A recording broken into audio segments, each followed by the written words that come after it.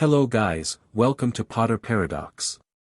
So in this video, we will see what if Ginny never gave Harry the love potion.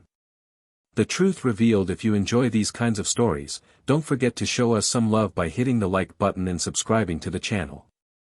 Your support means the world to us. Now, let's start the story. Chapter 1, Awakening. So Harry's back at Hogwarts for his 6th year, right? And honestly, he's a wreck. Sirius has been dead for months, but it still feels like someone punched a hole straight through his chest. He keeps expecting to see his godfather's grinning face in the fire, keeps reaching for letters that aren't coming. But the world doesn't stop just because your heart's broken, and Dumbledore's waiting in his office with that serious expression that means more dangerous lessons about Voldemort's past. The first week back is a blur. Slughorn's already droning on about Felix Felicis, Hermione's color-coding her notes like she's planning a military campaign, and Ron somehow managed to set his robes on fire twice in 3 days. Same old Hogwarts chaos. But then Romilda Vane corners Harry by the charms corridor, batting her eyelashes so hard he's worried she'll take flight. "Harry," she drawls, pressing a box of chocolates into his hands. "I made these especially for you. Chocolate cauldrons, your favorite, right?" Harry's not an idiot. He's survived the Dursleys, basilisks, dementors, and a Dark Lord who wants him dead. He can spot a shifty gift from a mile away. Also, he's never mentioned chocolate cauldrons to this girl in his life. "Thanks, but I'm good," he says, trying to hand them back. She pouts. "Go on, just one. I spent all weekend on them." That's when Harry notices it. A faint shimmer on the chocolate surface, almost like heat haze but magical. His instincts scream. He's seen enough cursed objects, enough dark magic, to know when something's off. Without thinking, he pulls out his wand right there in the corridor. "Finite incantatem," he murmurs. The chocolates glow purple for a split second. Romilda's face goes white. Several 7th years nearby stop talking. "Whoa," says a Hufflepuff boy. "Was that?" "Love potion," Harry confirms, his voice flat. He locks eyes with Romilda. "You tried to dose me." No, save it." He drops the box on the floor. "Don't come near me again." He walks away, leaving her stammering and the corridor buzzing. But inside, something's shifted. A question he can't unask. If Romilda would dose him, who else might have? That question festers for days. Harry finds himself watching people differently. The way girls whisper when he passes, the way some of them giggle a little too loud, lean in a little too close. It's creepy. It's invasive. And it makes him think about last year. About Ginny. Because here's the thing, his feelings for Ginny had hit him like a bludger to the head. One minute she's Ron's little sister, someone he cares about but doesn't really see, and the next he's obsessing over her smell, her laugh, the way she moves. It had felt so real. So overwhelming. But now he's wondering if it was too overwhelming. Too convenient. He pulls Hermione aside after defense one afternoon. They're in an empty classroom, the late September sun slanting through dusty windows. "Hypothetical question," he starts. Hermione doesn't look up from her essay. "The answer is yes, you should have started that transfiguration homework last week." "Not that. About love potions." Her quill stops moving. "What about them? How strong can they be? Like, could they make you think you're in love with someone when you're not?" She finally looks at him, her expression shifting from annoyed to concerned. "Harry, what happened?" He tells her about Romilda. About the chocolates. About the question he can't stop asking. Hermione's quiet for a long moment, tapping her quill against her parchment. "Powerful love potions can create very strong infatuations," she says carefully. "But they usually wear off. Unless they're administered repeatedly. Or unless they're mixed with other forms of magical coercion." How would you know if you'd been dosed? Memory loss. Gaps in time. Feelings that are too intense, too sudden. An inability to focus on anything else. She studies him. Harry, are you saying? I'm saying I want to know for sure. That's how Harry ends up in the library at midnight, sneaking into the restricted section with his invisibility cloak. Hermione's the lookout, because of course she is. Ron's back in the dorm, snoring loud enough to wake the portraits. Harry finds what he's looking for in a crumbling book called Bewitchments and Ensorcelments, a dark history of emotional manipulation. The chapter on love potions makes his blood run cold. Symptoms include obsessive fixation, idealization of the target, inability to concentrate on previous goals, and sudden personality changes. All of which he had experienced last year. All of which had conveniently appeared right around the time he'd started noticing Ginny in that way. There's more, Hermione whispers, reading over his shoulder. She points to a passage about long-term dosing. If administered over months, the effects can become semi-permanent. The victim's magic begins to adapt, creating pathways that mimic genuine affection. How do you test for it? Hermione flips ahead. Blood analysis. But it has to be done within 48 hours of the last dose, otherwise the magic dissipates. That's useless then. Not necessarily. There's also. Harry, this is dark stuff. Show me. She points to a spell. Veritas Cordis. Truth of the heart. It forces the caster to confront the genuine nature of their feelings. But it requires complete vulnerability. No occlumency shields. No mental barriers. One wrong move and it could shatter your mind. Absolutely not, Hermione says. It's too dangerous. Harry's already memorizing the wand movements. He doesn't cast it right away. He needs to think. Needs to be sure. And he needs to talk to Ginny. But that conversation doesn't happen how he expects. It happens at Quidditch practice. Ginny's been made Seeker, which should have bothered Harry more than it does. He's still captain, still running drills like his life depends on it. The team's shaping up decent. Demelza Robbins has a wicked arm, Richie Coots finally stopped flying into the goalposts, and Ginny's fast. Really fast. Faster than Harry was at her age. They're practicing the Wronski feint variation Harry's been working on when Ginny pulls up alongside him, hovering on her broom. You've been avoiding me, she says. Not angry. Just stating a fact. Harry doesn't look at her. I've been busy. You're a terrible liar. You've always been a terrible liar. He finally turns. She's got her hair pulled back, sweat on her forehead, and she looks different. Less like the girl he's supposed to be obsessed with. More like a person. A competent, dangerous person who could probably take him in a fair fight.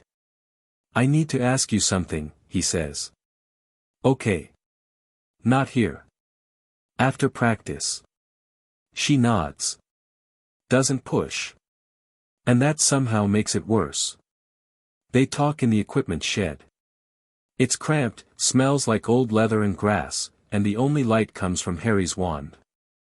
He should be nervous but he's not. For the first time in months, his head feels clear. Did you ever give me a love potion? He asks. The silence that follows is absolute. Ginny's face goes through about 5 different emotions in 2 seconds. Shock, hurt, anger, then something else. Something like guilt. Why would you? Romilda Vane tried to dose me with chocolate cauldrons. Got me thinking. Thinking what? That I'm some desperate groupie who needs to drug you to get your attention. Her voice is sharp, but there's a tremor underneath. Thinking my feelings for you came on pretty fast last year. Thinking I couldn't eat, couldn't sleep, couldn't focus on anything except, he stops. It wasn't normal, Ginny. It wasn't like me. She stares at him for a long moment. Then she laughs, but it's bitter. You think I don't know that? You think I didn't notice when you suddenly started looking at me like I was the sun and moon? It was everything I ever wanted, Harry. Everything. And now you're telling me you think it was fake. I'm telling you I need to know the truth.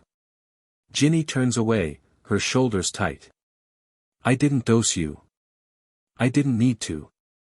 You were all ready. She cuts herself off. I thought about it. Okay. I thought about it. Mom had a vial of amortentia from some joke shop case years ago. I found it in her dresser.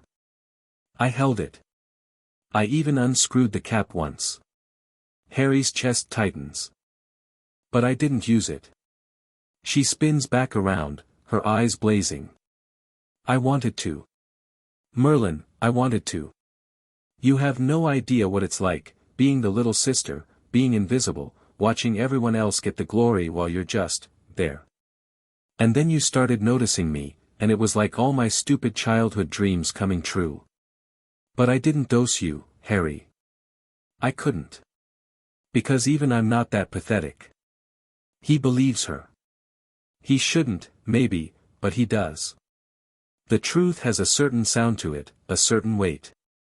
And Ginny's words have weight. But someone might have, he says. What? Someone else. Someone who knew how you felt. Someone who wanted to help things along. Ginny's face goes pale. Mum, she whispers. Molly Weasley wouldn't, not on purpose. But if she thought she was helping, if she thought it was harmless. Ginny's shaking now. She used to put cheering potions in Ron's pumpkin juice when he was little and scared of the dark. She thinks love potions are just jokes. Things girls use to get boys to notice them. Harry's stomach drops. The burrow. All those home-cooked meals. All those times he'd felt so welcome, so part of the family. Had any of them been laced with something else? We need to test it, Ginny says, her voice hard. Right now.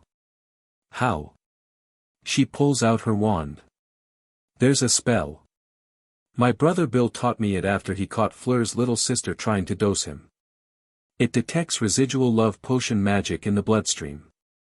Ginny, don't you dare tell me it's too dangerous. If someone messed with your head, Harry, I want to know. And I want to know who. She casts before he can stop her. A silver thread of light wraps around his wrist, sinking into his skin. Harry feels it immediately, a pulling sensation, like someone's yanking on his veins. He gasps, stumbles back against the wall.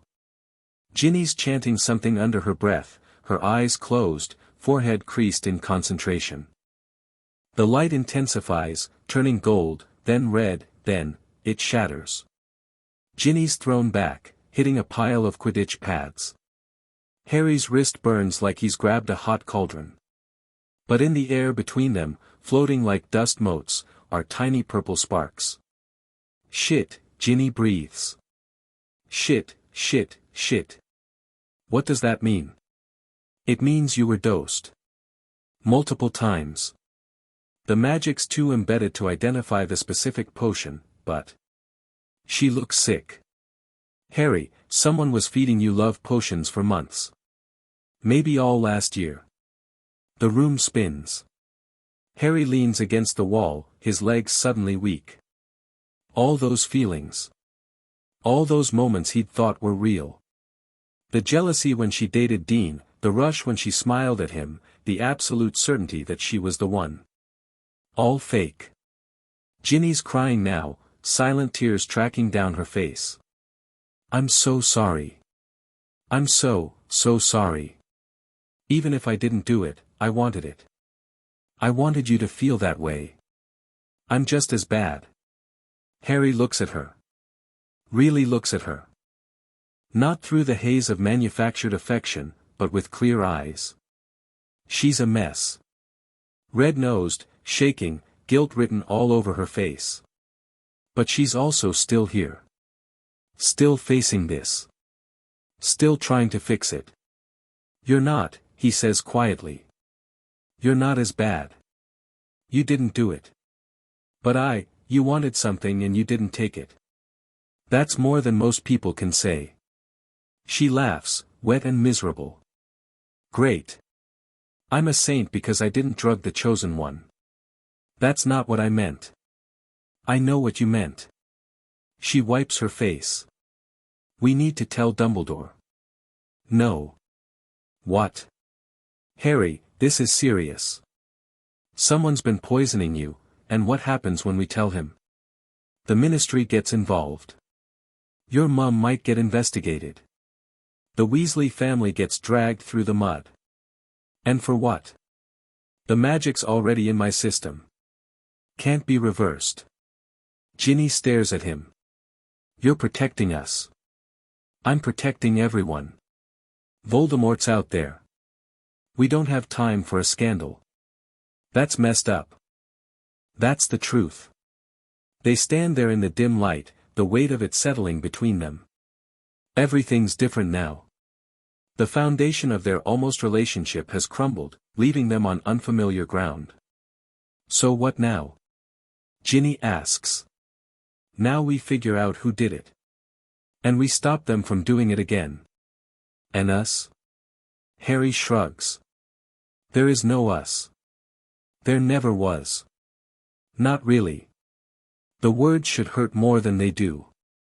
But they don't. They feel like relief, like finally taking off shoes that were too tight. For the first time since last year, his head feels quiet. Ginny nods slowly. Okay. But we're still friends. Still team. Right? Right. She offers her hand. He shakes it. The gesture feels more real than any kiss ever did. The next few weeks are weird. Harry's seeing everything differently. Without the constant background hum of artificial affection for Ginny, his brain has space for other things. Important things. Like how Draco Malfoy keeps disappearing from the Marauders map. Harry's been checking the map obsessively since he got back. Old habits from the Triwizard Tournament, from Umbridge's reign. He notices patterns. Malfoy vanishes from the Slytherin common room at 2 a.m., reappears in the room of requirement at 2:03. Stays there for exactly 47 minutes, then blinks back to the dungeons. Harry mentions it to Ron and Hermione at breakfast. Ron's too busy drowning his eggs in hot sauce to care much. Hermione's intrigued. The room of requirement, she says. What's he doing in there? That's what I want to know. You think he's up to something? I think he's always up to something. But Harry's not obsessing over it. He's just noticing. It's a distinction that feels important. Last year, he might have been too distracted by thoughts of Ginny to see the patterns. Now he sees them clear as day. He also notices other things. Like how Hermione bites her lip when she's thinking hard, leaving little indents. Or how Ron's laugh has gotten louder this year, like he's trying to fill silences. Or how Luna's started wearing a necklace made of what looks like tiny glass vials, each one catching the light differently. He notices Ginny too, but differently. She's good at Quidditch. Really good. Better than he was at her age, if he's honest. She has a strategic mind, always 3 moves ahead. When she thinks no one's watching, she practices spells on the pitch, little jinxes and hexes that would make the twins proud. One afternoon, he catches her teaching Demelza how to cast a shield charm while flying. It's brilliant. Demelza's struggling, wand waving everywhere, but Ginny's patient. She shows her the wrist movement, the focus point, the way you have to trust your broom and your magic at the same time. You're good at that, Harry says, making her jump. She lands, brushing hair out of her face. At what? Teaching. She looks surprised. No one's ever said that. Well, you are. You should think about it. After Hogwarts, I mean. The conversation feels normal. Easy. Like talking to a teammate should. No heart-pounding. No desperate need to impress. Just 2 people who respect each other's skills. Ginny seems to relax into it. Maybe. I was thinking of joining the Holyhead Harpies, but coaching might be nice. Mixed leagues, maybe. Get more girls into the sport. That's a good idea. Thanks. She pauses. Harry, about the potion thing. We don't have to talk about it. I know. But I want you to know I'm looking into it. Asking questions. If someone in my family did this, or someone who had access to our house. Ginny, I'm not letting this go. Someone violated you. That's not okay. Her voice is fierce. Harry realizes he's seeing the real Ginny for the first time. Not the fantasy girlfriend his potion-addled brain constructed, but the actual person. And she's kind of amazing. Okay, he says. But be careful. Whoever did this is dangerous. She grins, and it's sharp. So am I. The political stuff starts heating up mid-October. Umbridge might be gone, but her legacy lingers. The ministry's still sending inspectors, still demanding reports on student welfare. Translation, they want to know if Dumbledore's turning kids into an army. Harry gets called into McGonagall's office. She's sitting behind her desk, looking exhausted, a pile of parchment taller than her teacup. Mr. Potter, she says. The ministry requires a statement about last year's incidents. Which incidents? Harry asks, though he knows. The formation of your defense group. The confrontation in the Department of Mysteries. The death of Sirius Black. Harry's jaw tightens at the name. What kind of statement? A truthful one. However, I would advise you to be selective with your truths. She pushes a parchment across the desk. It's a ministry form, all official seals and intimidating language. At the bottom, there's a note in familiar loopy handwriting. Tell them only what they need to know. AD, Headmaster Dumbledore suggests you emphasize that your group was purely educational. That you acted in self-defense. That you were misled by false visions. Is that what happened? Harry asks. McGonagall's expression softens. You were a child, Harry. A child who did what he thought was right. The ministry wants someone to blame. Don't give them you. He fills out the form slowly, choosing each word carefully. It's a new skill, this political maneuvering. Last year, he would have raged. Would have told the truth, the whole truth, consequences be damned. But now.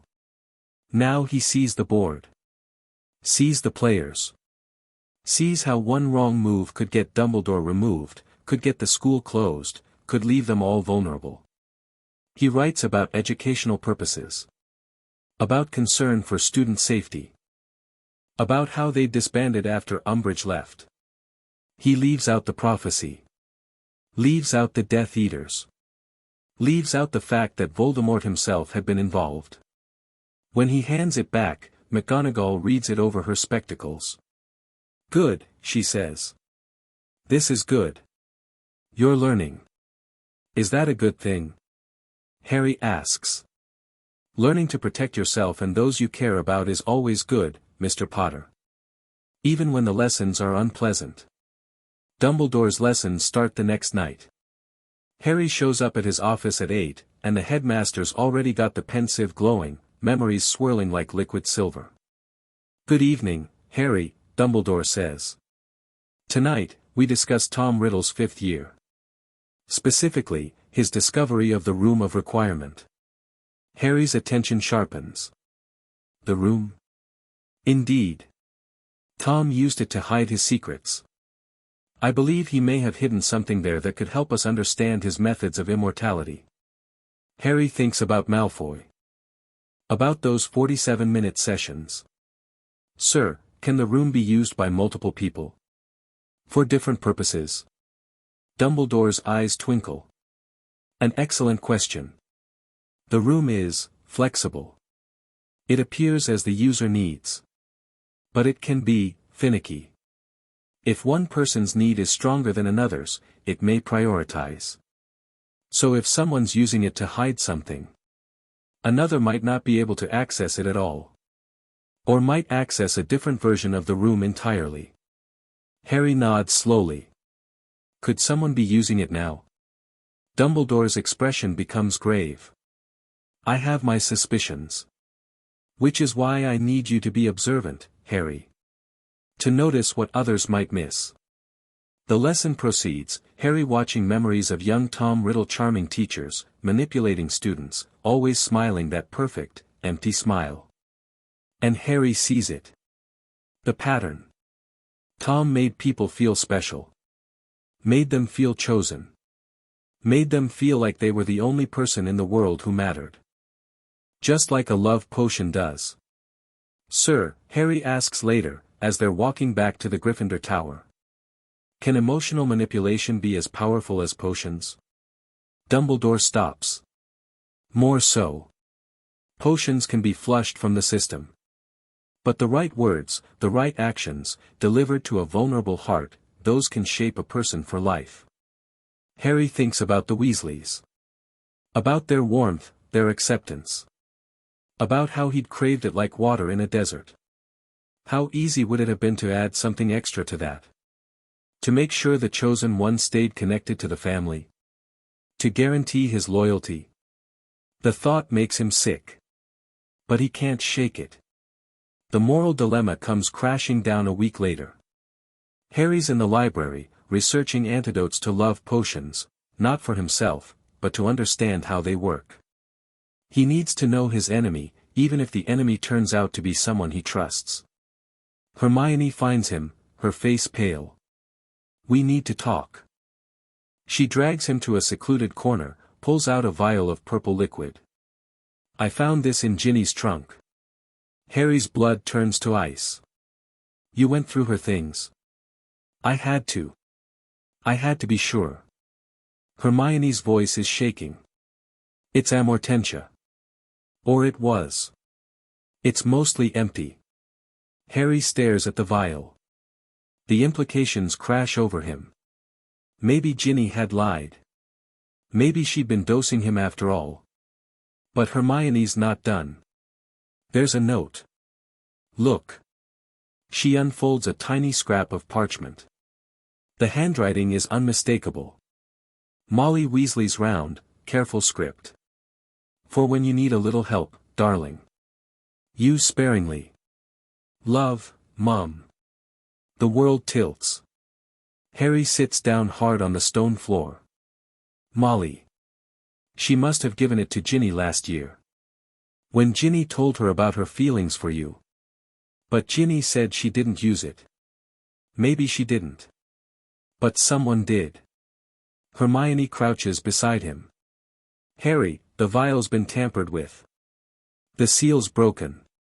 Someone's been using it, just not necessarily on you. What do you mean? I mean maybe someone took it from Ginny. Or maybe she gave it to someone. Or maybe, she cuts off, her eyes widening. The burrow. So many people in and out. Fred and George's friends. Order members. Anyone could have accessed Ginny's room. Harry's mind races. The Order. The war. Voldemort's followers. What if this isn't just about romance? What if it's about control? Snape, he says suddenly. Snape brews potions for the Order. He'd have access to ingredients.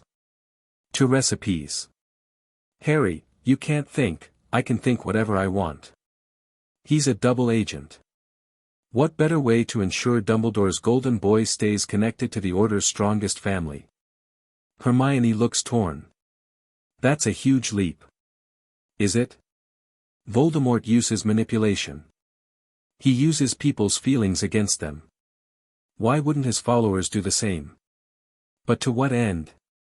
If you were dosed to love Ginny, that doesn't help Voldemort. Doesn't it?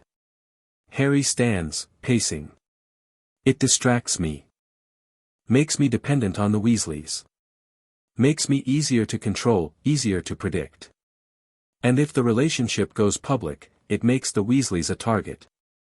It gives Voldemort leverage. Hermione's quiet for a moment. That's brilliant. Horrible, but brilliant. Yeah. And it means we can't trust anyone. The rival battle comes sooner than expected.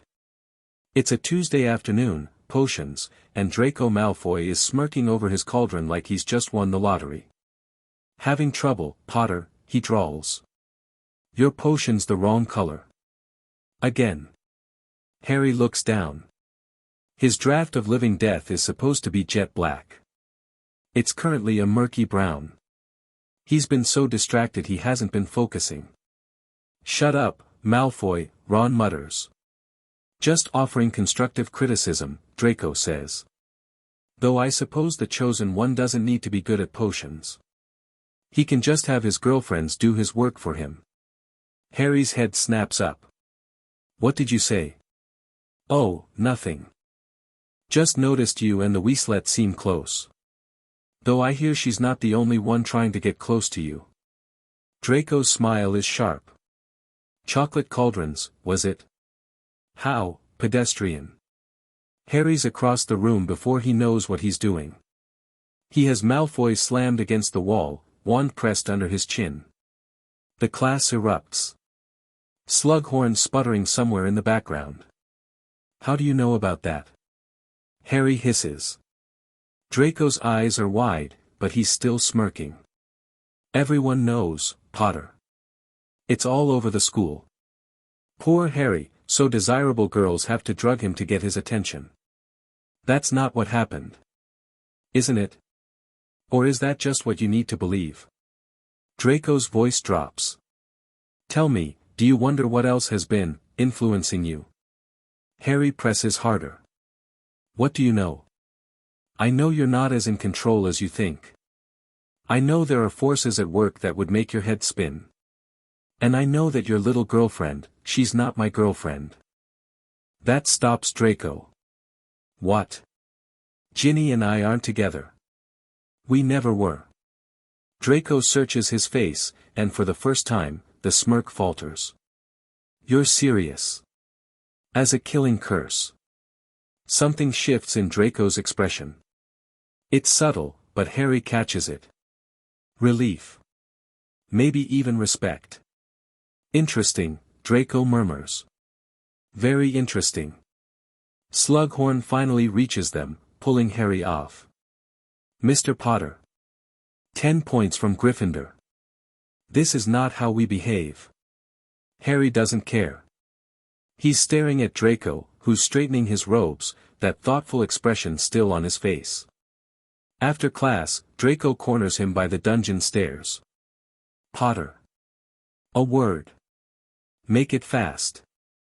I may have information you want. About what? About why you're suddenly so interested in love potions. And about who's been buying them in bulk from Borgin and Burke's. Harry's heart rate spikes. How do you know that? My father's connections. He doesn't know I know, but I hear things. Draco's voice is low, urgent. Someone's been stockpiling love potions. Not just the weak, silly ones. The strong stuff. The kind that leaves traces for months. Who? That's the question, isn't it? Draco's eyes are shadowed. I thought it was the Dark Lord's people. Thought they were planning to use them on ministry officials. But now I'm wondering if it's more personal. Harry thinks about the purple sparks. About Molly's note. About the way his feelings had shifted so suddenly last year. Why are you telling me this? He asks. Because, Draco says, and he looks tired, suddenly. Young. Because I'm being forced to do things I don't want to do. And I need someone on the other side who might understand what it's like to have your choices taken away. The moment is broken by Pansy Parkinson's shrill laugh from the top of the stairs. Draco's mask snaps back into place, all sneer and superiority. Think about it, Potter, he says, and sweeps away. The emotional stakes hit hardest at night. Harry's lying in his four-poster, listening to Ron's snores, Seamus talking in his sleep, Neville's quiet breathing. He should feel lonely. He'd had something that felt like love, and now it's gone, revealed as a lie. But he doesn't feel lonely. He feels free. He also feels angry. Not at Ginny. Not even at Molly, if she's responsible. But at whoever turned love into a weapon. At whoever decided his feelings were tools to be manipulated. He gets up, pulls out the Marauder's map. Draco's in the Slytherin dorm. Ginny's in the Gryffindor common room, alone, reading. Hermione's in the library, because of course she is. And there's a name he doesn't recognize in the room of requirement. Alecto Caro. Harry's never heard that name before. He watches as the dot moves, then vanishes. Then reappears in the dungeon corridors. Then vanishes again. He grabs his invisibility cloak and the map. He's not waiting anymore. He's done reacting. It's time to act. The castle at midnight is a different world. Portraits snore, ghosts drift, the stairs creak. Harry moves silently, his training from Dumbledore's army paying off. He reaches the 7th floor, paces 3 times, thinking I need to see what Draco's hiding. The door appears. He slips inside. It's not what he expects. Instead of a workshop or a storage room, it's a library. But not like any library he's seen. The books are bound in dark leather, the titles written in languages that make his eyes hurt. In the center, there's a table with a single book open. Next to it, a vial of purple liquid. And a list. Names. Dozens of them. Ministry officials. Order members. Students. Harry's name is third from the bottom. He hears footsteps and ducks behind a shelf. The door opens. It's not Draco. It's a woman in dark robes, her face hidden. She moves to the table, checks the book, nods to herself. Then she pulls out a quill and adds another name to the list. Luna Lovegood. Harry's blood boils. Luna. They're targeting Luna now. He almost reveals himself, almost attacks. But he remembers Dumbledore's lessons. Patience. Observation. Know your enemy before you strike. The woman leaves. Harry waits a full minute, then approaches the table. The book is a ledger. A potion master's record. Dates, ingredients, clients. The client for his love potion is listed as M.W. Molly Weasley. But there's a note in the margin. Delivery through intermediary. Subject unaware of source. Harry's mind races. So Molly bought it. But did she give it to him? Or did someone take it from her? Use it without her knowledge? He copies the relevant pages, stuffs them in his robes, and gets out. He's back in Gryffindor Tower before he can fully process what he's seen. He wakes Hermione, shows her the copies. She goes pale. This is proof. We have to take this to Dumbledore. No. Not yet. Harry, this is bigger than you. They're targeting Luna. They're targeting others. This is a coordinated attack. Exactly. And if we go to Dumbledore now, we tip our hand. Whoever this is will know we're on to them. They'll disappear. We need to catch them in the act. That's insane. You want to use Luna as bait? No. I want to protect Luna. But I need to know who the intermediary is. The person who actually gave me the potion. Hermione studies the list. Look at the dates. The potion started right after you arrived at the Burrow last summer. Before the whole, you know. Before I started noticing Ginny. Which means whoever did this saw an opportunity and took it. Someone close enough to the Weasleys to access Molly's things. Someone who could slip potions into your food without suspicion. Someone like. They say it together. A house elf. But the Weasleys don't have a house elf. Not anymore. Not since, creature, Harry breathes. Serious as house elf. He was at Grimmauld Place. He could have gotten into anything. But creature hates you. He wouldn't help you fall in love. No. But he'd help someone who promised to hurt me. Someone from the dark side. Harry thinks about the woman in the room. About the name Alecto Caro. He needs to find out who she is. And he needs to talk to Creature. But Creature's at Grimmauld Place.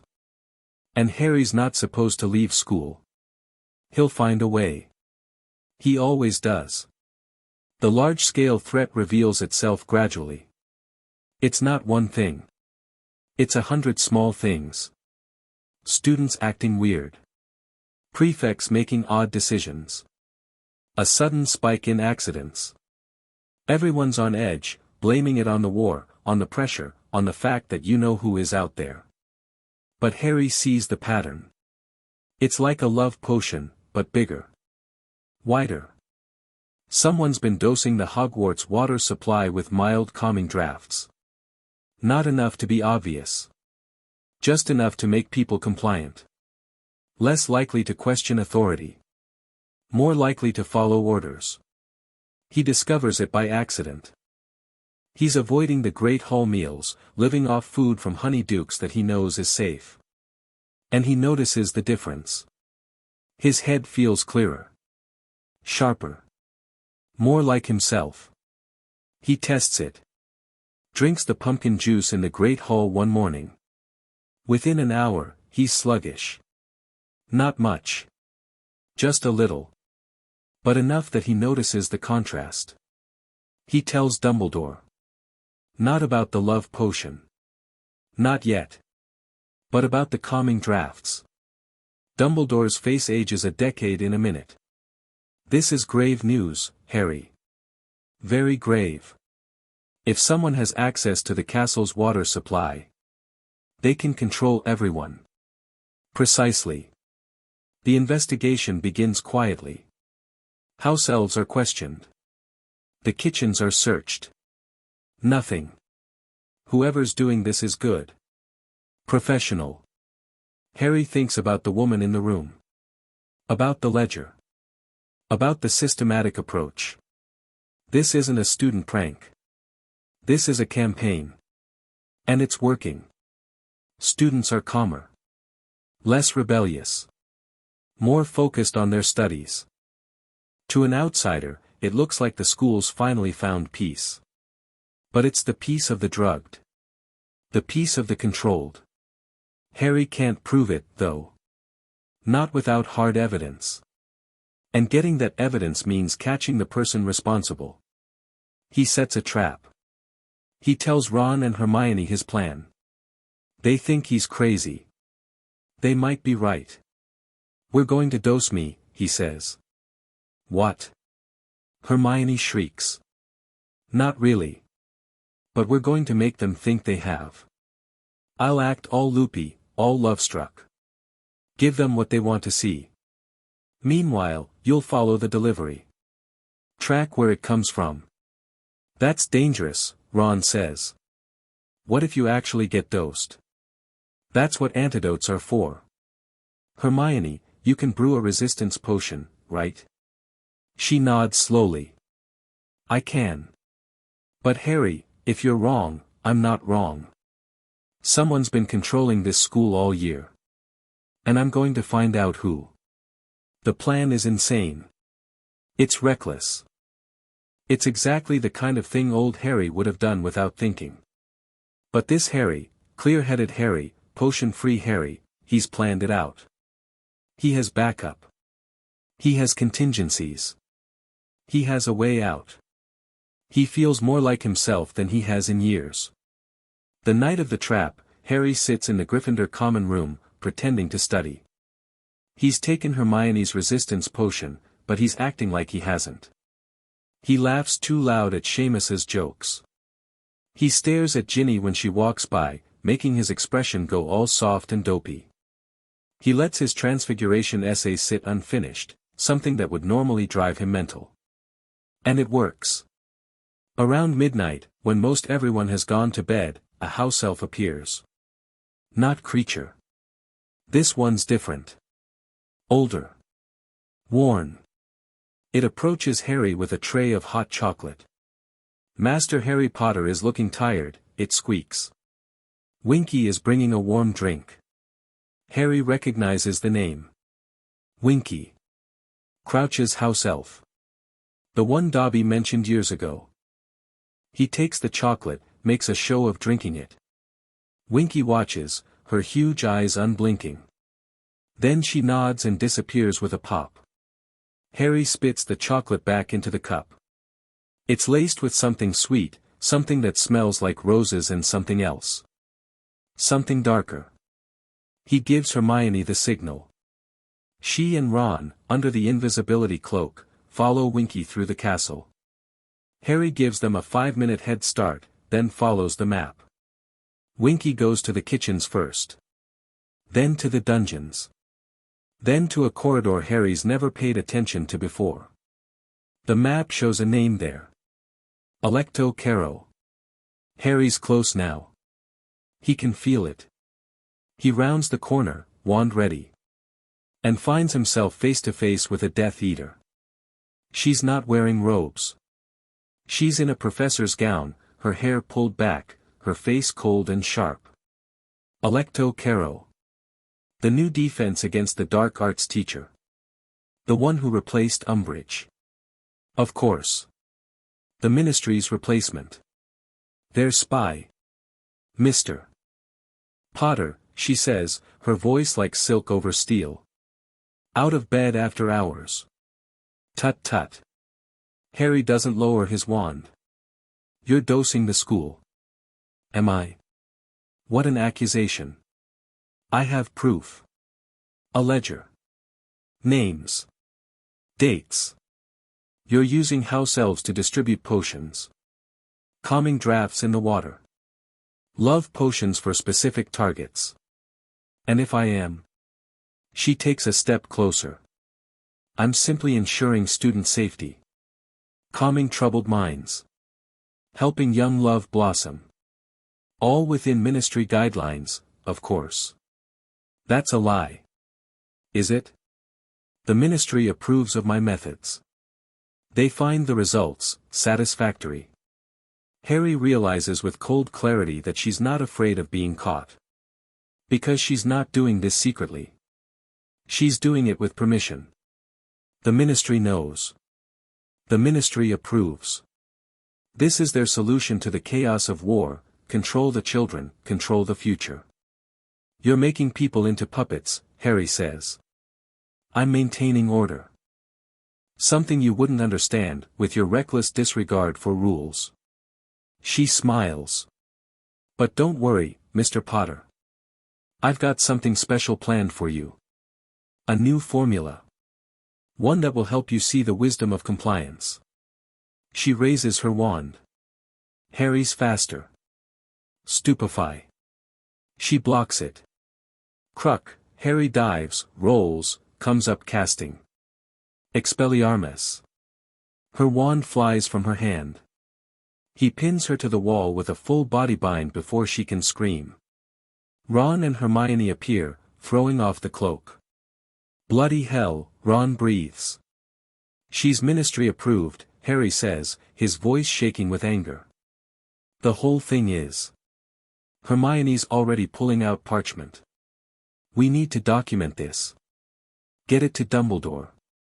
To the press. Someone. Won't matter, Harry says.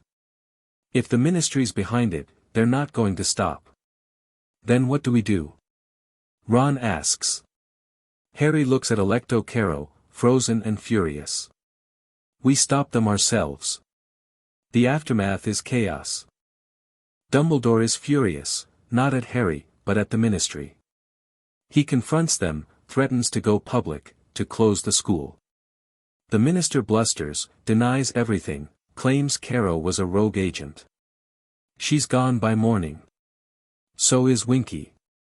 The water supply is tested, declared clean. The ledger Harry found mysteriously disappears from Dumbledore's office. But the damage is done. Harry's awake now. Truly awake. And he sees the world for what it is, a battlefield where the weapons aren't just curses and hexes, but feelings. Loyalties. Love. He finds Ginny on the Quidditch pitch at dawn. She's practicing alone, sending bludgers at targets she's conjured. Each hit is precise. Violent. Satisfying. She's gone, Harry says. I heard. Ginny lowers her bat. My mum's been questioned. They think she might have been compromised. Was she? No. She bought the potion, Harry. She admits that. But she claims she never used it. That it was stolen from her dresser. She thought I'd taken it. Did you believe her? Ginny's quiet for a moment. I want to. But I don't know anymore. I don't know what's real and what's not. Yeah, Harry says. Me neither. They sit on the cold grass, watching the sun rise over the castle. It's quiet. Peaceful.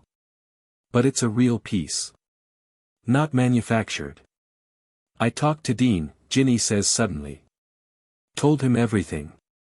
He was, surprisingly cool about it. Said he'd wondered why I'd been so obsessed with you. Said it wasn't like me. And what did you say? I said he was right. It wasn't like me. She pulls up a blade of grass, twirls it between her fingers. I'm going to focus on Quidditch. On my studies. On being my own person. Not someone's love interest. Not some symbol. That's smart. What about you? Harry thinks about the prophecy. About Voldemort. About the Horcruxes he knows are out there, waiting. I've got some things to figure out. Some battles to fight. Want help? He looks at her. Really looks at her. Not the girl he was supposed to love, but the person she's becoming. Strong. Clear-eyed. Determined.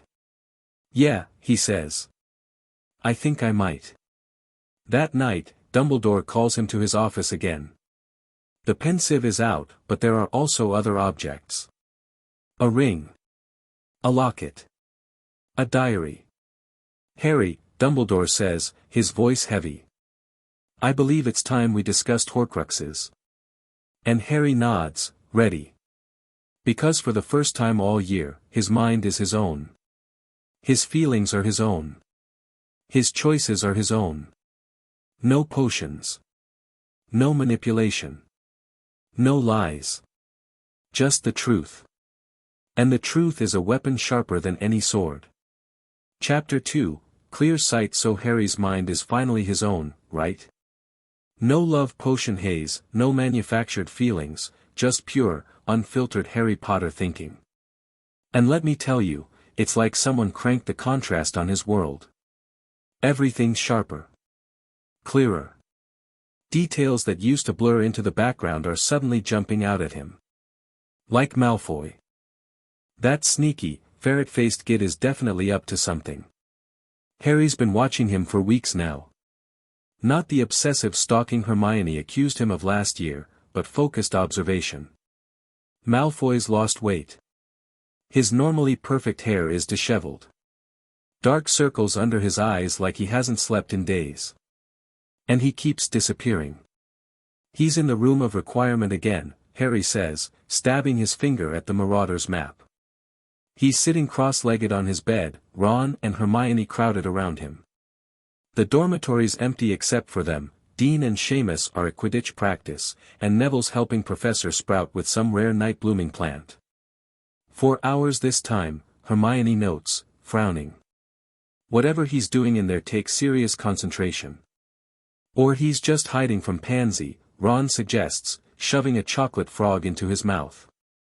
She's been extra clingy since he started looking like death warmed up. It's more than that. Harry traces Malfoy's path on the map. Look at his pattern. Always after midnight. Always when the prefects are switching rounds. He knows the patrol schedule. So he's a Slytherin who doesn't want attention, Ron shrugs. Not exactly front-page news. No, Harry's right, Hermione says slowly. This is deliberate. Methodical. He's using the room for something specific. Harry nods. And I'm going to find out what. Ron groans. Here we go again. It's different this time. Harry folds the map, his movements precise. Determined. I'm seeing things clearly now. No distractions. Because you're not being dosed with love potion, Hermione says. Exactly. And maybe not just love potion. Harry lowers his voice. The calming drafts in the water might be gone, but I'm still avoiding food I don't trust.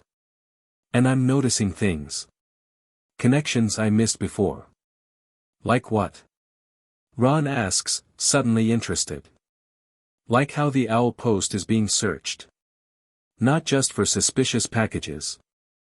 All of it. I've seen Filch sorting through letters at night when he thinks nobody's watching. That's illegal, Hermione gasps. They can't just read private correspondence. They're doing it anyway. Harry's voice is grim. The Ministry's still trying to control information. Control us. So what's the plan? Ron asks. Confrontation. Reconnaissance. Elaborate scheme involving polyjuice and possibly explosions. Harry grins. I'm thinking something simpler. We need to get into the room when Malfoy's using it. See what he's doing. But if he's in there, Hermione starts. We need a distraction. Something big enough to force him out. Harry's eyes gleam. And I know just the thing. The Quidditch pitch glows gold in the late afternoon sun. Harry stands at the center, surrounded by his team, broom in hand. The air smells like grass and leather and possibility. All right, listen up, he says. Hufflepuff's defense has improved this year. Their beaters are coordinating better than I've ever seen. We need to be faster. Smarter. And more handsome, Ron adds. That's my personal contribution. The team laughs, tension breaking. Harry smiles. Right. So here's the plan.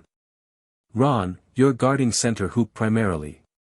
Ginny, you and Demelza focus on drawing their beaters out of position. Katie, you're our surprise attacker. They won't be expecting you to score as much. What about you, Captain? Richie Coot asks, twirling his beater's bat.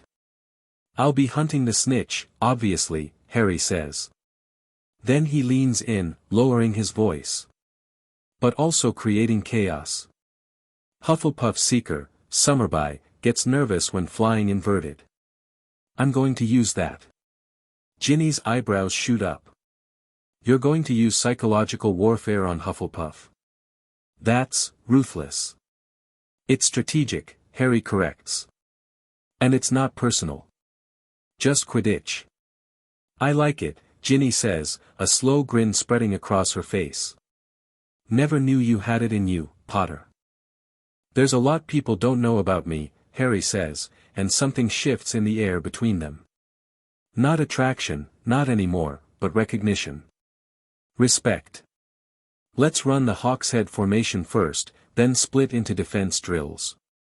Practice is brutal. Harry pushes them harder than ever, but he's right there with them, sweating, straining, refining every move. When Katie wobbles on a sharp turn, he's immediately at her side, steadying her broom. When Ron misses an easy save, Harry doesn't shout, he demonstrates the correct position, shows him how to anticipate. By sunset, they're exhausted but buzzing with energy. They've never flown better. That was brilliant, Ron says as they trudge back to the castle. We're actually going to crush them. That's the idea, Harry says. No, I mean it. You're different this year. As captain. Different how? More focused. Like you're actually seeing the game, not just playing it. Harry nods slowly. Yeah. That's exactly it. Later, in the common room, Hermione corners him by the fire. That was impressive today. The practice. You watched? Harry asks, surprised. Hermione rarely attends practices. I observe more than people think, she says, settling into the armchair beside him. And I've been thinking about what you said. About seeing clearly. And I think it's affecting more than just your perception of Malfoy or the Ministry. It's changing how you interact with everyone. Harry considers this. Maybe. I feel more present. Like I'm not constantly being pulled in different directions. Exactly. And it's noticeable. Hermione hesitates, then adds, it's also attracting attention. Romilda Vane still hasn't given up, you know. I caught her asking a 7th year about advanced compulsion charms. Great, Harry groans. Just what I need. More people trying to control me. I've been researching protection, Hermione says, pulling out a small leather-bound book.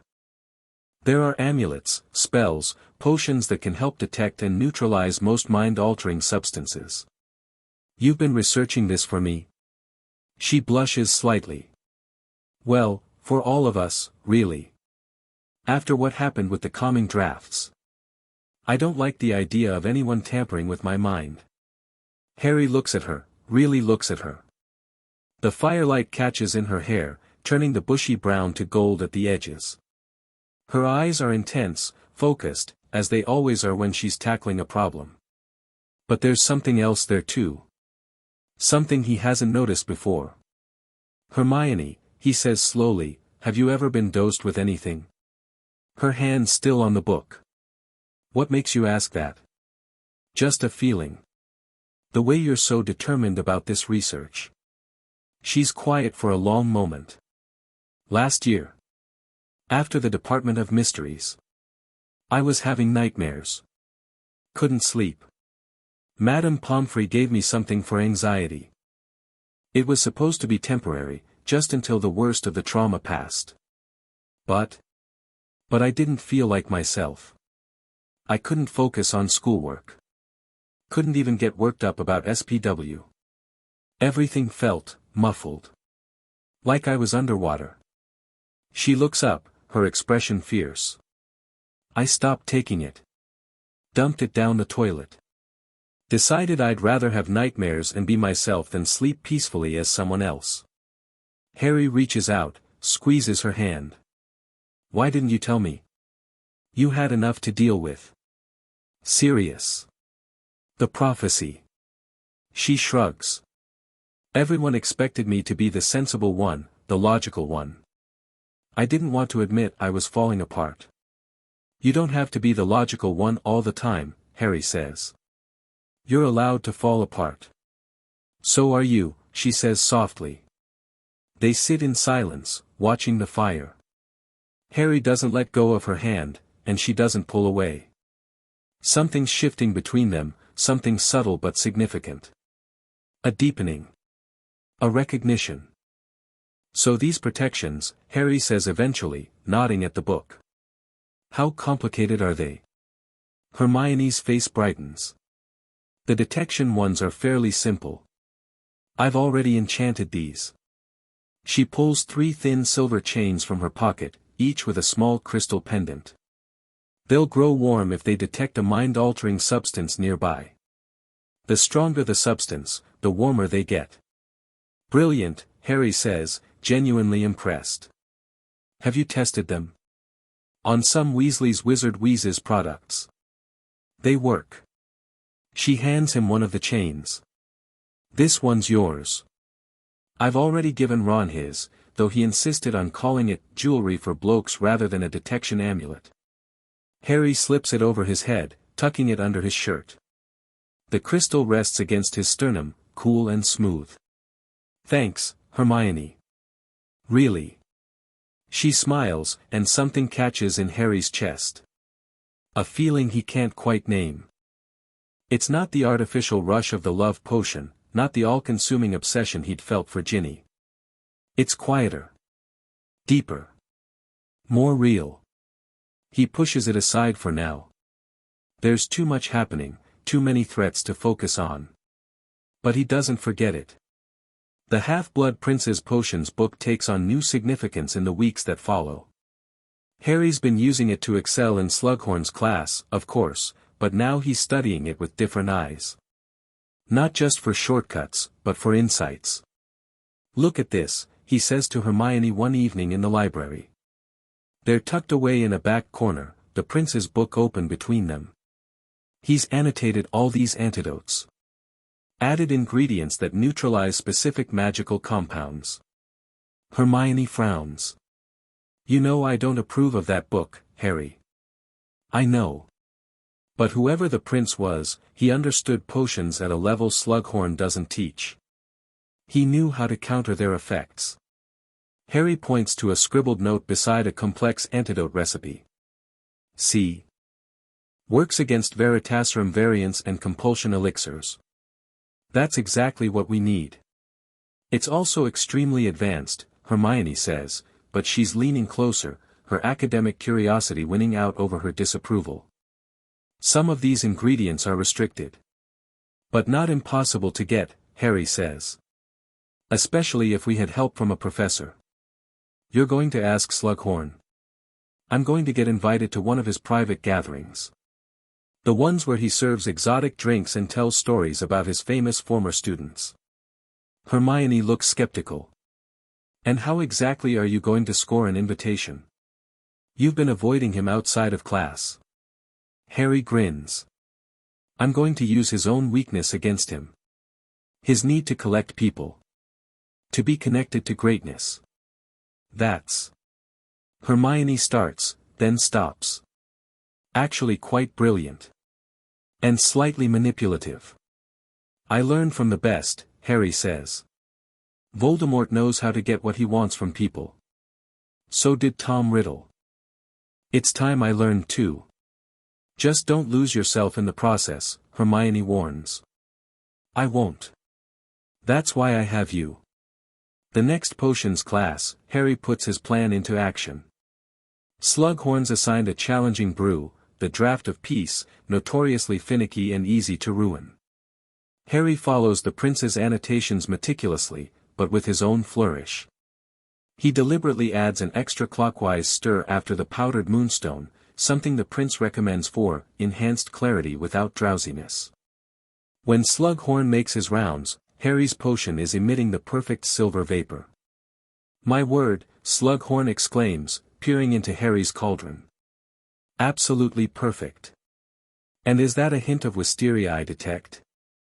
That's not in the standard recipe." "A small addition, sir," Harry says modestly. "I've been experimenting with ways to counter the drowsiness side effect. I thought wisteria essence might stabilize the hellebore." Slughorn's eyebrows shoot up. "That's graduate-level intuition, my boy. Your mother had the same gift for innovation. She once created a variant of the pepper-up potion that worked twice as fast without the steam from the ears." "Really?" Harry asks, genuine interest in his voice. "I'd love to hear more about her work. About what made her special." Slughorn beams. "Well, as it happens, I'm hosting a small gathering this Friday. Nothing formal, just a few promising students and perhaps a guest or two from the ministry. You'd be most welcome to attend." "I'd be honored, Professor." "Excellent, excellent. 8 o'clock, my quarters. Bring a friend if you'd like." As Slughorn moves on, Ron leans over. "Smooth," he whispers. "Very smooth." "Thanks," Harry says. "Now I just need to figure out how to get him to share his restricted ingredients. One manipulation at a time, mate." Malfoy's looking worse by the day. Harry spots him at breakfast, pushing eggs around his plate, not eating. Their eyes meet across the great hall, and for a second, something passes between them. Not hatred. Something more complex. Recognition, maybe. The awareness of someone else carrying a heavy secret. Draco drops his gaze first. "He's scared," Harry says quietly. "Who?" Ron asks through a mouthful of toast. Malfoy. Look at him. He's terrified. Ron and Hermione both turn to look. Draco's hand is shaking slightly as he raises his goblet. You're right, Hermione says, sounding surprised. He does look frightened. Whatever he's doing in the room of requirement, I don't think it's by choice, Harry says. I think he's being forced. By who? His father's in Azkaban, Ron points out. By Voldemort, Harry says flatly. It's the only thing that makes sense. His father failed at the Ministry last year. Now Draco's paying the price. Ron looks skeptical, but Hermione's expression is thoughtful. That would explain the pressure he's under. But what would Voldemort want with a Hogwarts student? Access, Harry says. To Hogwarts. To Dumbledore. A cold realization settles over him. He's given Draco a mission. Something inside the castle. That's a big leap, Ron says. No, it fits. Harry's mind is racing now. The room can become anything you need. What if Malfoy needs a way to let Death Eaters into the school? What if he's repairing the vanishing cabinet Montague got stuck in last year? That's... Hermione starts, then stops. Actually disturbingly plausible. The one Montague was trapped and connected to somewhere in the outside world. If its pair is accessible to Death Eaters, they could bypass all of Hogwarts' defenses, Harry finishes. Walk straight in. Ron's looking pale now. We need to tell Dumbledore. Not yet, Harry says. Not until we're sure. I need to get into that room. See what Malfoy's doing. And your plan is still the Quidditch distraction? Hermione asks. It's the perfect cover. The whole school will be at the match. Malfoy will think it's safe to work. But you'll be waiting, Hermione. With the Felix Felicis if you need it. You're giving me your luck potion. Hermione asks, surprised. Only if you need it. Only if something goes wrong. Harry's expression is serious. I trust you to make that call. Hermione's face softens. Okay. But be careful on the pitch. Hufflepuff may not be as strategic as Slytherin, but they're fierce when pushed. I can handle Hufflepuff, Harry says confidently. The morning of the match dawns clear and crisp. Perfect Quidditch weather. The changing room buzzes with nervous energy as the team dresses. Remember the plan, Harry says, pulling on his gloves. Draw their beaters out. Force them to commit. Then hit them where they're weak. What if they adjust? Ginny asks. Summerby's been practicing that reverse roll you mentioned. Then we adapt, Harry says. Quidditch isn't about following a script. It's about reading the game as it unfolds. When did you get so philosophical? Ron teases, but he's grinning, confident in a way he rarely is before matches. When I started seeing things clearly, Harry answers honestly. They march onto the pitch to thunderous applause. The stands are packed, a sea of red, yellow, blue, and green. Harry spots Hermione in the Gryffindor section, giving him a thumbs up. He nods once, then focuses on the game ahead. Madame Hooch's whistle pierces the air, and they're off. The match starts exactly as Harry predicted.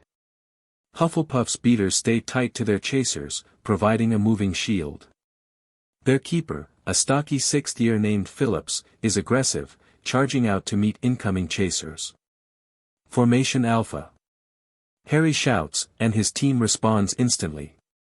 Ginny and Demelza split wide, forcing the Hufflepuff beaters to choose which to follow. Katie drops lower, becoming nearly invisible against the pitch. The Hufflepuff captain hesitates for just a second, and that's all Harry needs. He dives sharply, drawing Summerby with him. At the last moment, he pulls up, executing a perfect Wronski feint. Summerby swerves wildly, nearly colliding with his own beaters. In the confusion, Katie scores. Once. Twice. 3 times in rapid succession. The Gryffindor section explodes. But Hufflepuff rallies quickly. Their captain calls a new formation, and suddenly their chasers are everywhere, passing the quaffle so rapidly it's a blur. Ron's face is set in determination as shot after shot comes his way. He blocks most, but 2 slip past. 50-30 to Gryffindor. Harry circles higher, scanning for the snitch. He's watching the game unfold below, making mental adjustments. Summerby's sticking closer to him now, wary of another feint. And that's when Harry sees it, Hermione, slipping away from the stands. Heading back toward the castle. It's time. He needs to end this match quickly. As if responding to his thought, the snitch flashes gold near the Hufflepuff goalposts. Harry doesn't hesitate. He flattens himself against his firebolt and accelerates, faster than should be possible. The crowd's roar becomes a distant buzz. The world narrows to that glint of gold, darting and weaving. Summerby's good, better than last year, but he's not in Harry's league. Not today. Not with Harry's mind crystal clear and his instincts razor sharp. The snitch dives. Harry follows, the ground rushing up. 10 feet. 5. 3. Summerby pulls up, unwilling to risk the crash. Harry doesn't. He reaches out, fingers straining, and then, victory. The snitch's wings flutter against his palm. He pulls up a foot from the ground, holding the snitch high. The stadium erupts. But Harry's already scanning the crowd, looking for a familiar head of bushy hair. Hermione's gone. She's inside the castle now, enacting the second part of their plan. He lands among his celebrating teammates, accepting their hugs and backslaps, but his mind is elsewhere. On the room of requirement. On Malfoy. On whatever secret might be unfolding while everyone's attention is here. Brilliant flying, mate. Ron shouts, lifting Harry off the ground in a bear hug. Absolutely brilliant. Thanks, Harry says, grinning despite his distraction. You weren't too shabby yourself. Those last 3 saves were incredible. Ginny catches his eye across the celebrating team. She nods once, understanding in her gaze. She knows he's thinking about something beyond the match. She mouths, go. Harry squeezes Ron's shoulder. Listen, I've got to check something. Tell everyone I'll meet them in the common room for the celebration, yeah? Ron looks confused, but nods. Sure. Everything okay? Fine, Harry says. Just need to take care of something. He breaks away from the team, heading for the castle at a run. The detection amulet under his shirt is warm, not hot, but definitely warmer than it should be. Something magical is happening. Something not quite right. Harry reaches the 7th floor corridor, breathing hard. The blank wall where the room of requirement appears is just a wall right now. No door. Which means someone's already inside. Malfoy? Or Hermione? He paces back and forth, thinking desperately. I need to see what Malfoy's hiding. I need to see what Malfoy's hiding. I need to see what Malfoy's hiding. A door materializes. Harry doesn't hesitate. He pulls it open and steps inside. The room has transformed into something he's never seen before. A vast cathedral-like space filled with objects. Towers of broken furniture, forbidden items, forgotten treasures. It's like a city of lost things, stretching in every direction. And somewhere in this labyrinth are Hermione and Malfoy. Harry pulls out his wand. Hermione, he calls softly. Where are you? No answer. Just the creaking of ancient wood and the faint rustle of what might be mice. He moves deeper into the room, following narrow paths between towering piles of discarded items. His detection amulet grows warmer against his skin. Whatever it's sensing is getting closer. Then he hears voices. Arguing. Can't fix it, then I'm dead. My family's dead. Don't you understand? Malfoy's voice, high and panicked. I understand perfectly, Hermione answers, her tone measured but firm. But this isn't the solution. Let us help you, Draco. There's no help for me, Malfoy says, and he sounds broken. No way out. Harry rounds a corner and sees them. Malfoy stands beside a large cabinet, his wand pointed at Hermione. She's calm, her own wand lowered, her posture non-threatening. There's always a way out, she's saying. Dumbledore can protect you. The Order can hide your family. You don't know him. Malfoy's hand is shaking. You don't know what he's capable of. Nowhere is safe. I know him better than you think, Harry says, stepping forward. Malfoy whirls, his wand now pointed at Harry. Potter, he spits. Of course you're involved. Always the hero, aren't you? Not trying to be a hero, Malfoy. Just trying to stop people from getting hurt. Harry gestures at the cabinet. That's a vanishing cabinet. The twin to the one at Borgin and Burke's. Malfoy's face drains of what little color it had. How did you? I've been watching you. Figured it out. Harry takes another step forward. He's got you repairing it, hasn't he?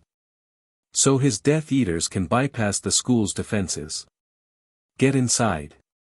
Stay back. Malfoy shouts, but the threat sounds hollow. Desperate. We can help you, Harry says, and he means it. Whatever he's forcing you to do, whatever he's threatened, there's another way. There's no other way, Malfoy whispers. He'll kill my mother. Torture my father in Azkaban. He's already living in our home, using it as his base.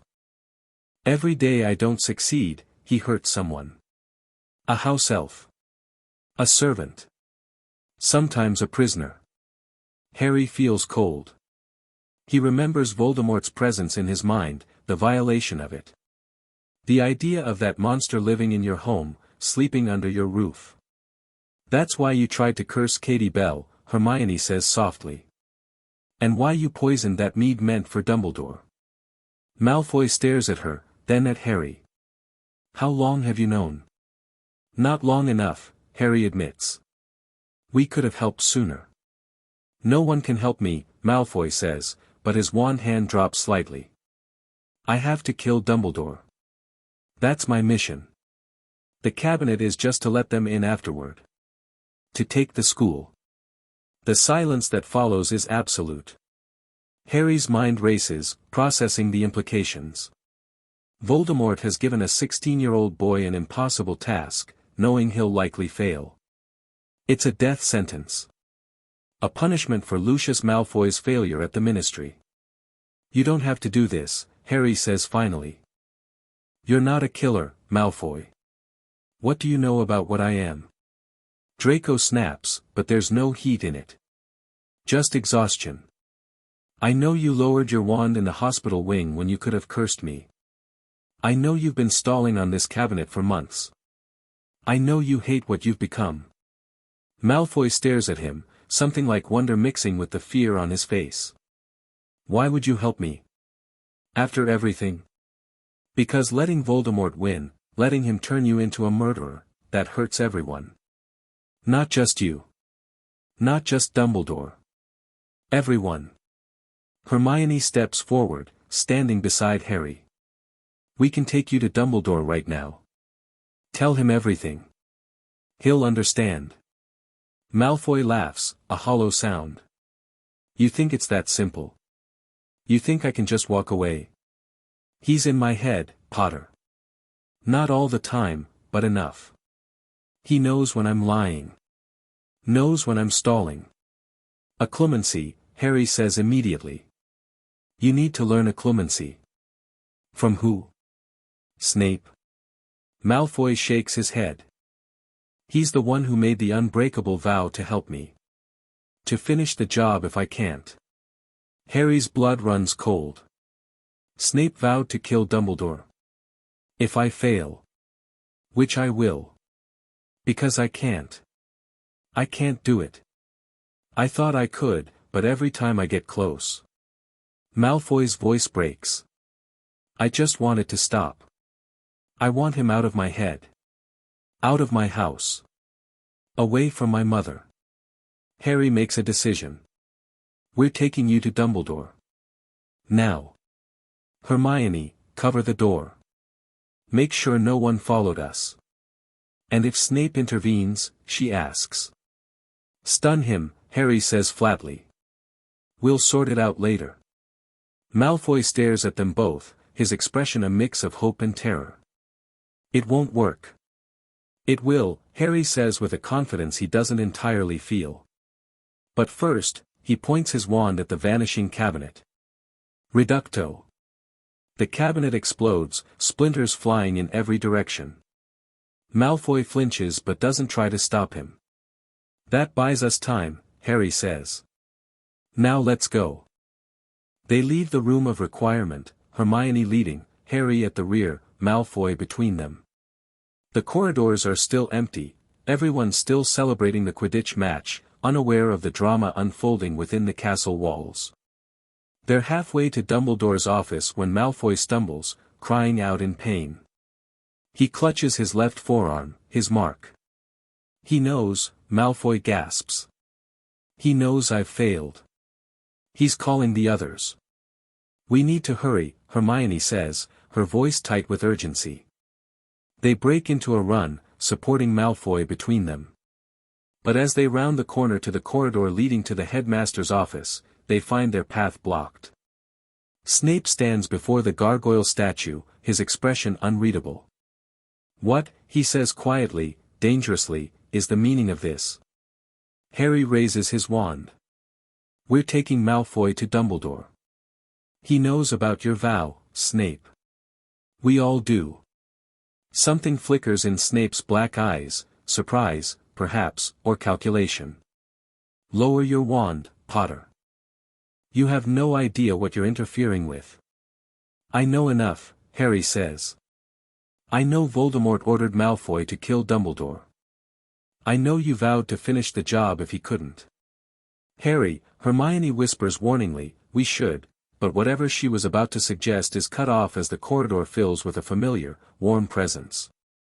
Dumbledore himself has arrived, seemingly out of nowhere. Severus, the headmaster says calmly. Mr. Potter. Miss Granger. Mr. Malfoy. What an interesting gathering. Headmaster, Snape begins, I can explain, I'm sure you can, Severus. And I look forward to hearing it. Dumbledore's gaze falls on Malfoy, who's gone deathly pale, still clutching his arm. But I believe young Mr. Malfoy requires our immediate attention. He's been ordered to kill you, Harry says bluntly. Voldemort's punishing him for his father's failure. And Snape's made an unbreakable vow to help him. Dumbledore's expression doesn't change, but something in his eyes, a sort of sad resignation, makes Harry wonder if this is news to him at all. I see, Dumbledore says quietly. Then we have much to discuss. My office, all of you. Snape looks like he wants to object, but a single glance from Dumbledore silences him. They follow the headmaster up the spiral staircase, into the familiar circular office with its silver instruments and sleeping portraits. Dumbledore seats himself behind his desk, gesturing for the others to sit as well. Malfoy remains standing, swaying slightly. Now, Mr. Malfoy, Dumbledore says gently. I believe it's time you told me everything. The aftermath changes everything. Malfoy, under Dumbledore's protection, reveals the full extent of Voldemort's plan. The Death Eaters were planning to invade the school within the month. The cabinet was nearly repaired. Greyback was going to be among the invaders, specifically targeting the younger students. Dumbledore listens without interruption, his expression grave. When Malfoy finishes, the headmaster turns to Snape. And your role in this, Severus? As the boy says, Snape replies stiffly. I made the vow. At Narcissa Malfoy's request. To maintain my cover. I see. Dumbledore sounds tired, suddenly. Old. And were you planning to fulfill it? Snape's eyes flick to Harry and Hermione. This is not a discussion for students, Headmaster. On the contrary, Dumbledore says. Mr. Potter and Miss Granger have earned their place at this table. Their clear sight revealed what my old eyes missed. I would have told you, Snape says. When the time was right. And when would that have been, Severus? After the deed was done. The tension in the room is thick enough to cut. Malfoy looks between them, confusion evident on his face. I don't understand, he says. Aren't you angry? I was going to kill you. Dumbledore's expression softens. No, Mr. Malfoy. You were not. You had opportunities and did not take them. You chose, again and again, not to become what Tom Riddle wanted to make of you. That choice requires courage few possess. Malfoy's eyes fill with tears. But my mother will be protected, Dumbledore says firmly. The Order has safe houses. Places even Voldemort cannot find. She will be moved tonight. And my father? Azkaban is, ironically, one of the safest places right now. The Ministry has increased security tenfold since the breakout last year. Harry watches this exchange with a growing sense of unreality. This is Draco Malfoy, his enemy since first year. The boy who called Hermione a mudblood, who mocked Ron's family, who joined Umbridge's inquisitorial squad. And yet, seeing him now, broken, terrified, but somehow finding the strength to defy Voldemort, Harry can't summon the old hatred. What happens now? Harry asks. Dumbledore's blue eyes find his. Now, Harry, we accelerate our plans. Voldemort will know of Mr. Malfoy's defection soon, if he doesn't already. He will seek other ways to reach me, to reach you. The Horcruxes, Harry says. Dumbledore nods. Indeed. The time for lessons is over. We must act. Headmaster, Snape interrupts, the vow. It cannot be broken without consequences. I am aware, Severus. Dumbledore's voice is gentle. We will address that separately. For now, please take Mr. Malfoy to the hospital wing. Madame Pomfrey has been briefed on receiving special patients. Miss Granger, if you would accompany them. I need a moment with Harry. Hermione looks reluctant to leave, but nods. She gives Harry's hand a quick squeeze before following Snape and Malfoy from the office. When they're gone, Dumbledore sighs deeply. You have done a remarkable thing today, Harry. I just saw what was happening. Finally. Yes. Finally. Dumbledore studies him. Your mind seems clearer this year. More focused. It is, Harry says, deciding to be honest. I discovered I'd been influenced by potions. Love potions, mainly. But possibly others. Dumbledore's expression darkens. Who? We're not sure. But it affected how I saw things. People. Relationships. And now you're free of this influence. I think so. At least, the strongest effects. I've been careful about what I eat, what I drink. Dumbledore nods slowly. This explains much. I had noticed a change in you, but attributed it to natural maturation. To grief, perhaps. I'm seeing things as they really are now, Harry says.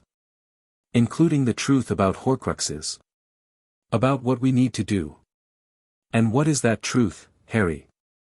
What do you see that perhaps I do not? Harry considers his answer carefully. That Voldemort uses people's feelings against them. He finds what they love, what they fear, what they desire, and he twists it. Like he did with Malfoy.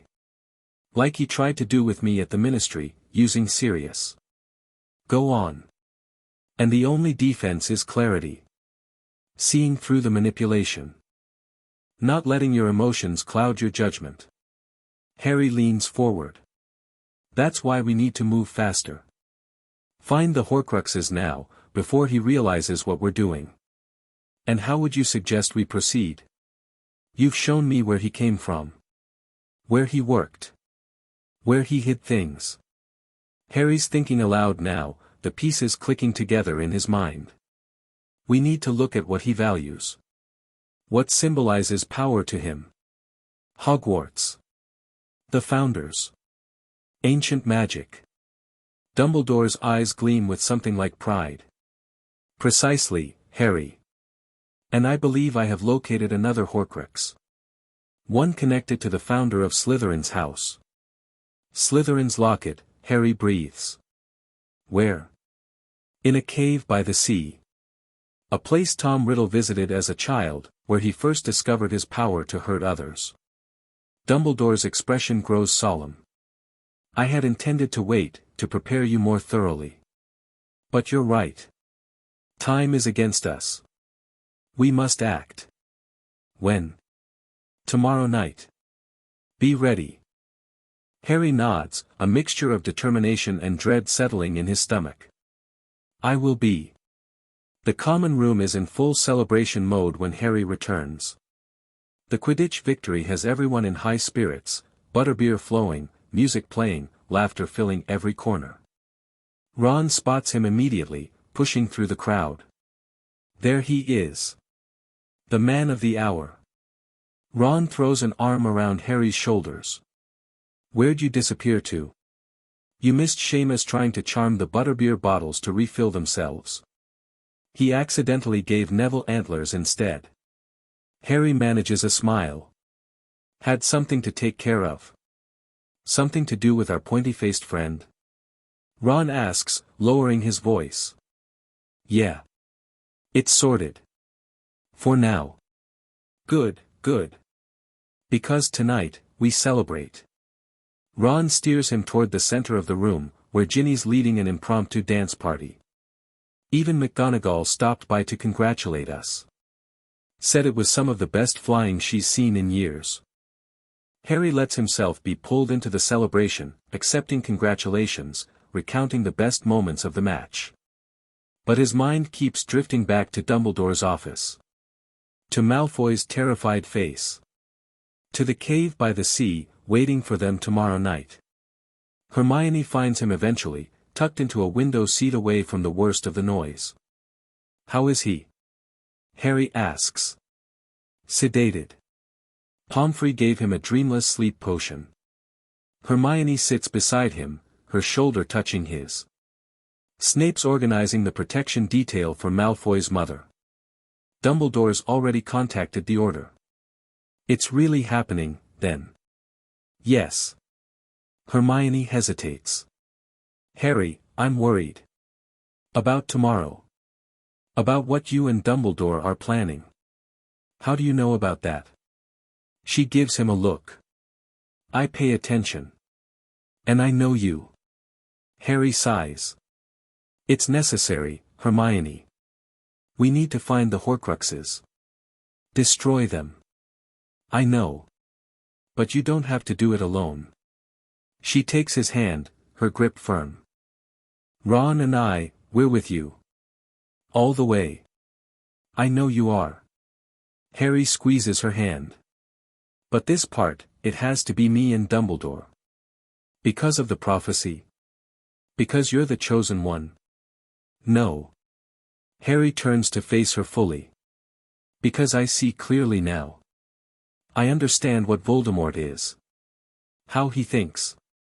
Dumbledore's been trying to teach me that all year. And finally, I get it. Hermione studies him, her brown eyes serious. What do you understand? That Voldemort's greatest weakness is his inability to comprehend certain kinds of magic. Love, yes, but more than that, connection. Genuine connection. He uses people. Manipulates them. But he doesn't understand what real loyalty feels like. What real friendship is. Harry's voice grows stronger. He doesn't understand why someone would stand beside you when there's nothing to gain. Why someone would risk everything for a principle. For what's right. And that's why you'll beat him, Hermione says softly. Because you do understand those things. I'm starting to. Harry glances across the room, where Ron is demonstrating his spectacular save to an admiring group of fourth years. Where Ginny is laughing with Dean, no awkwardness between them now. Where Neville is helping a first year with a charm, patient and kind despite his ridiculous antlers. This is what we're fighting for, Harry says. This. All of it. Not just survival. The right to live. To laugh. To choose who we want to be. Hermione's eyes shine with unshed tears. When did you get so wise, Harry Potter?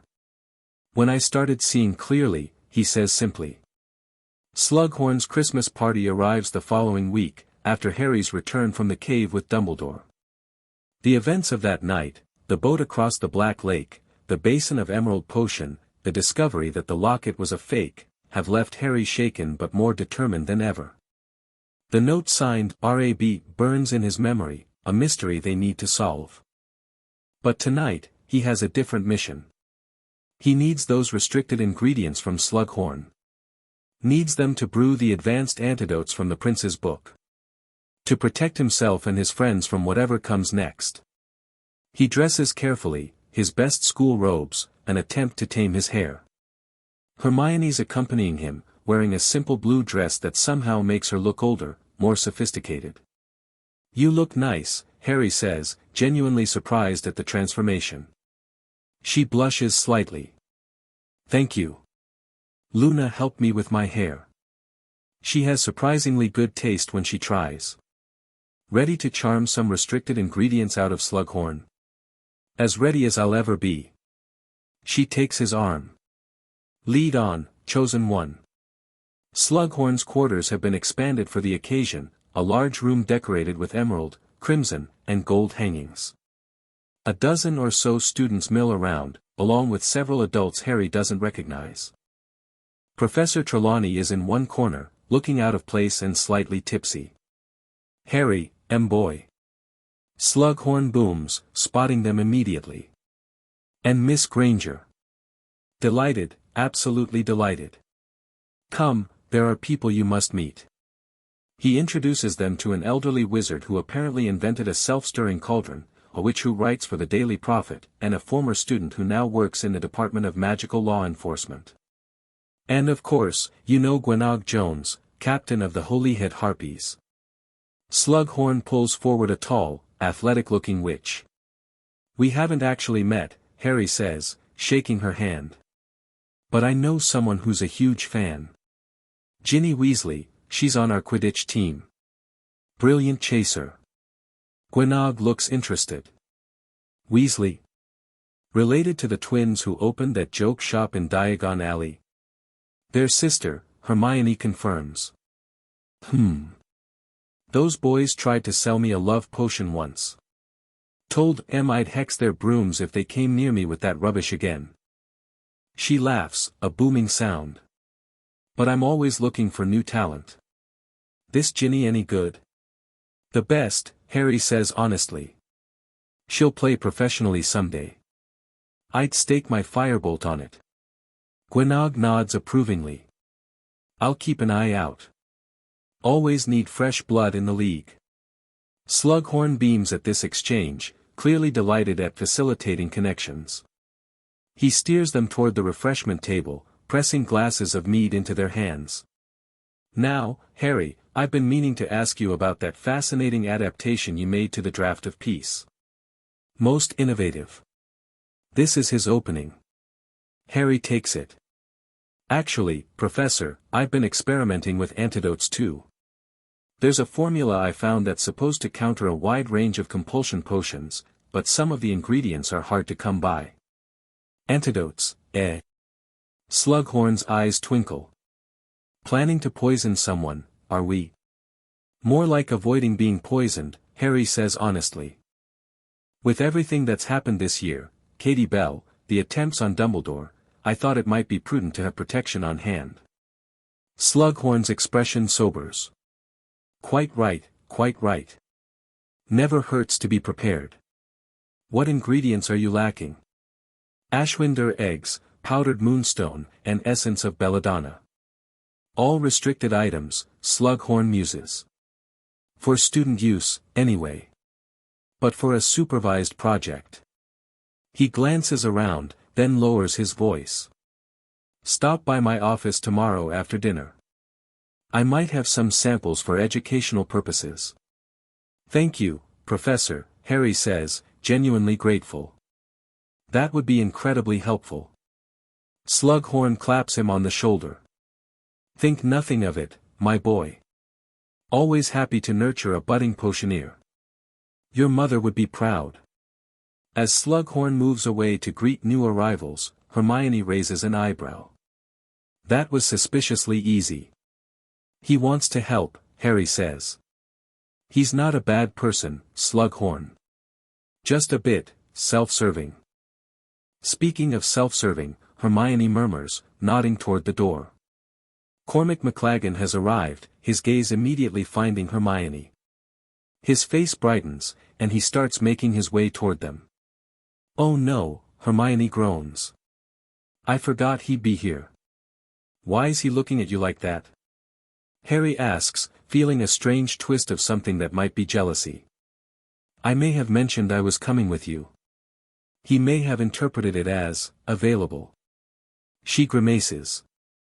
He's been trying to corner me in the library all week. Want me to run interference? Would you mind? Just for a few minutes. I'll find Luna, she's around here somewhere.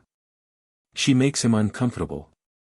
She makes everyone uncomfortable, Harry points out. Exactly. Harry positions himself between Hermione and McLaggen's approach, engaging the larger boy in a detailed discussion of Quidditch tactics. Hermione slips away, disappearing into the crowd. McLaggen doesn't even notice, too busy explaining why he would have been a better keeper than Ron. Just wasn't at my best during tryouts, he's saying. Had some bad shellfish for breakfast.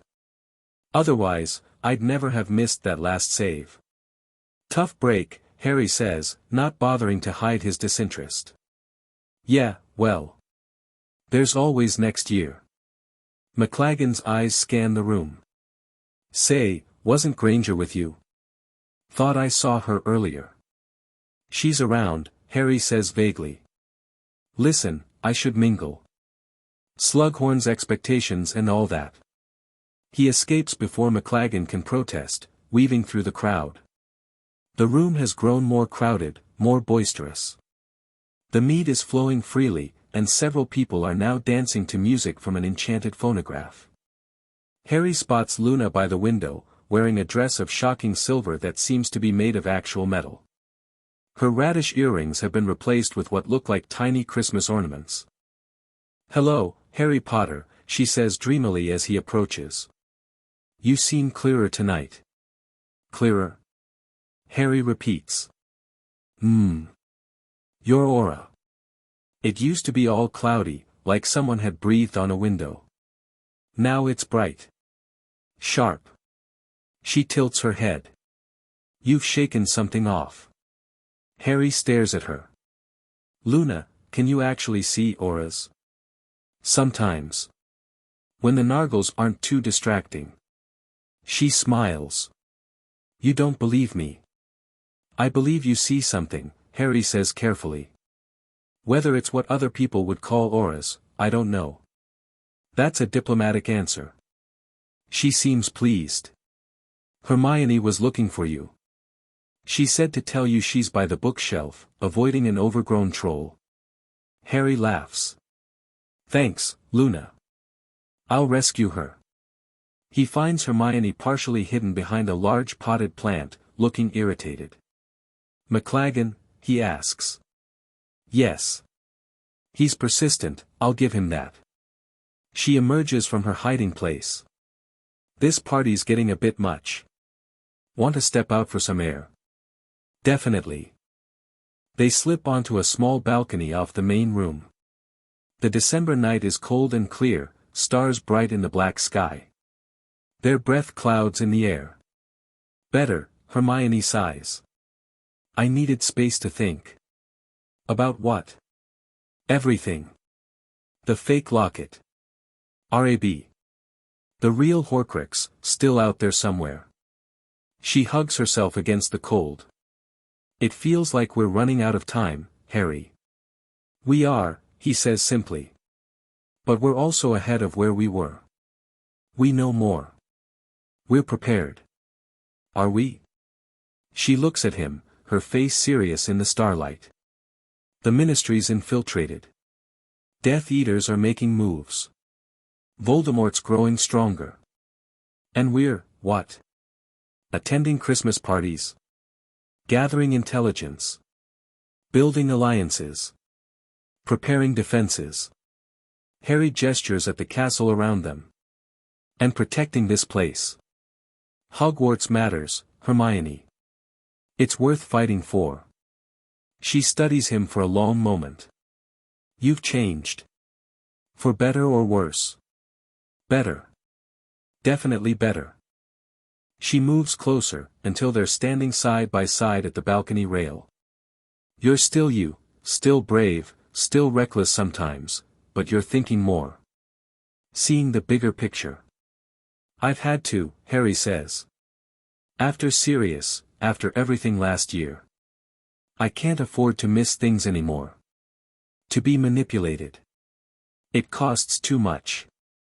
Hermione's hand finds his on the cold stone railing. I'm sorry about the love potion. About not noticing sooner. You did notice. You saw something was off. Harry turns to face her. You've always seen me clearly, Hermione.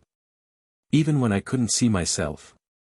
There's a moment, suspended in the cold night air. Something shifting, changing between them. Hermione's eyes reflect the stars, and Harry realizes how close they're standing. How natural it feels. The balcony door bangs open. They spring apart. There you are. Ron exclaims, oblivious to the moment he's interrupted. Been looking everywhere. You'll never guess what I just heard from Dean. Apparently Seamus, he stops, noticing their expressions. What? Did I interrupt something? No, Harry says quickly. Too quickly. Just getting some air. What about Seamus? Ron launches into a convoluted story about Seamus, a bet, and Professor Flitwick's choir. Harry half listens, aware of Hermione beside him, quiet and thoughtful. Whatever was happening between them, whatever might have happened, is pushed aside. For now. But Harry doesn't forget it. Adds it to the growing list of clear, true things he's discovered this year. The conversation about consent and coercion happens organically, a few days later. Harry, Ron, and Hermione are in the common room, working on holiday assignments before the break. Most students have already left for home, leaving the tower quiet and peaceful. I still can't believe Malfoy's on our side now, Ron says, scratching out a sentence on his Transfiguration essay. Sort of, anyway. He was never really on Voldemort's side, Harry points out. He was trapped. Coerced. Still, Ron insists. It's Malfoy. Get extraordinaire. People can change, Hermione says. Especially when they're forced to confront the consequences of their choices. I suppose. Ron stretches, his quill leaving an ink smudge on his cheek. Speaking of consequences, did you hear about Romilda Vane? Got 2 weeks detention for trying to smuggle love potions back from Hogsmeade. Harry's head snaps up. What? Yeah, Filch caught her yesterday. She had 3 vials in her coat. Apparently she was planning a Valentine's scheme or something. That's not a scheme, Harry says, his voice hard. That's assault. Ron blinks. What? Dosing someone without their consent. It's assault. It's taking away their ability to choose. Their autonomy. Ron shifts uncomfortably. I mean, yeah, it's not great, but assault seems a bit, no, Harry's right, Hermione interrupts. Think about it, Ron. If someone used a spell to control your actions, to make you do things you wouldn't normally do, that's an unforgivable curse. The Imperious. But somehow, when it's a potion that makes you obsessed with someone, that makes you want to kiss them, touch them. She trails off, her implication clear. Ron's face flushes. I never thought of it that way. Most people don't, Harry says. They think it's a joke. A prank. But it's not funny to the person who loses control of their own feelings. Their own mind. Like you did, Ron says quietly. With. He doesn't finish, but they all know he means Ginny. Yeah. Like I did. Harry sets down his quill. And it's not just love potions. It's any kind of mind control. The calming drafts in the water. Compulsion charms. Even the way Voldemort uses fear to control people. Or the way the Ministry uses propaganda, Hermione adds. Exactly. Harry leans forward. It all comes down to consent. To choice. The right to decide for yourself what you think, what you feel, what you do. Ron's quiet for a moment, processing. Then he nods. You're right. And I was wrong. Love potions aren't funny. They're messed up. They should be banned, Hermione declares. Or at least regulated like other dangerous substances. Good luck with that, Ron snorts. Fred and George make a fortune off their Wonder Witch line. Half of Weasley's Wizard Wheez's profits come from love potions and daydream charms. Then I'll talk to them, Harry says decisively. Make them understand what these things can do. The harm they cause. You think they'll listen? Ron asks. I think they care about people not being hurt. Harry's voice is firm. And I think if they understand what it feels like to have your mind tampered with, they'll at least consider adding warnings. Safety measures. That's, actually not a bad idea, Ron admits. They do care. They're not malicious, just pranksters who sometimes don't think through the implications, Hermione finishes. Like most wizards, honestly. The magical world has a blind spot when it comes to consent. Then we change it, Harry says simply. Starting with ourselves. Starting here. It's not a dramatic declaration. Not a revolutionary moment. Just three friends in a quiet common room, agreeing that people deserve the right to control their own minds, their own hearts. But it feels significant somehow. A line drawn. A standard set. And Harry, watching Ron's thoughtful expression, Hermione's fierce approval, feels something settle in his chest. A certainty. This is what clarity looks like. This is what fighting for the right things feels like. It's not glamorous. It's not easy. But it's real. The breakthrough about Voldemort's tactics comes on the last night before Christmas break. Harry's packing his trunk for the holiday at Grimmauld Place. Dumbledore's insisted it's safer than the Burrow, given recent events, when he finds the fake locket. He sits on his bed, turning the heavy gold locket over in his hands. The note inside burns in his memory, to the Dark Lord, I know I will be dead long before you read this, but I want you to know it was I who discovered your secret. I have stolen the real Horcrux and intend to destroy it as soon as I can. I face death in the hope that when you meet your match, you will be mortal once more. R.A.B. R.A.B. Who was brave enough to defy Voldemort? Who knew about the Horcruxes? Who died for this knowledge? And suddenly, it clicks.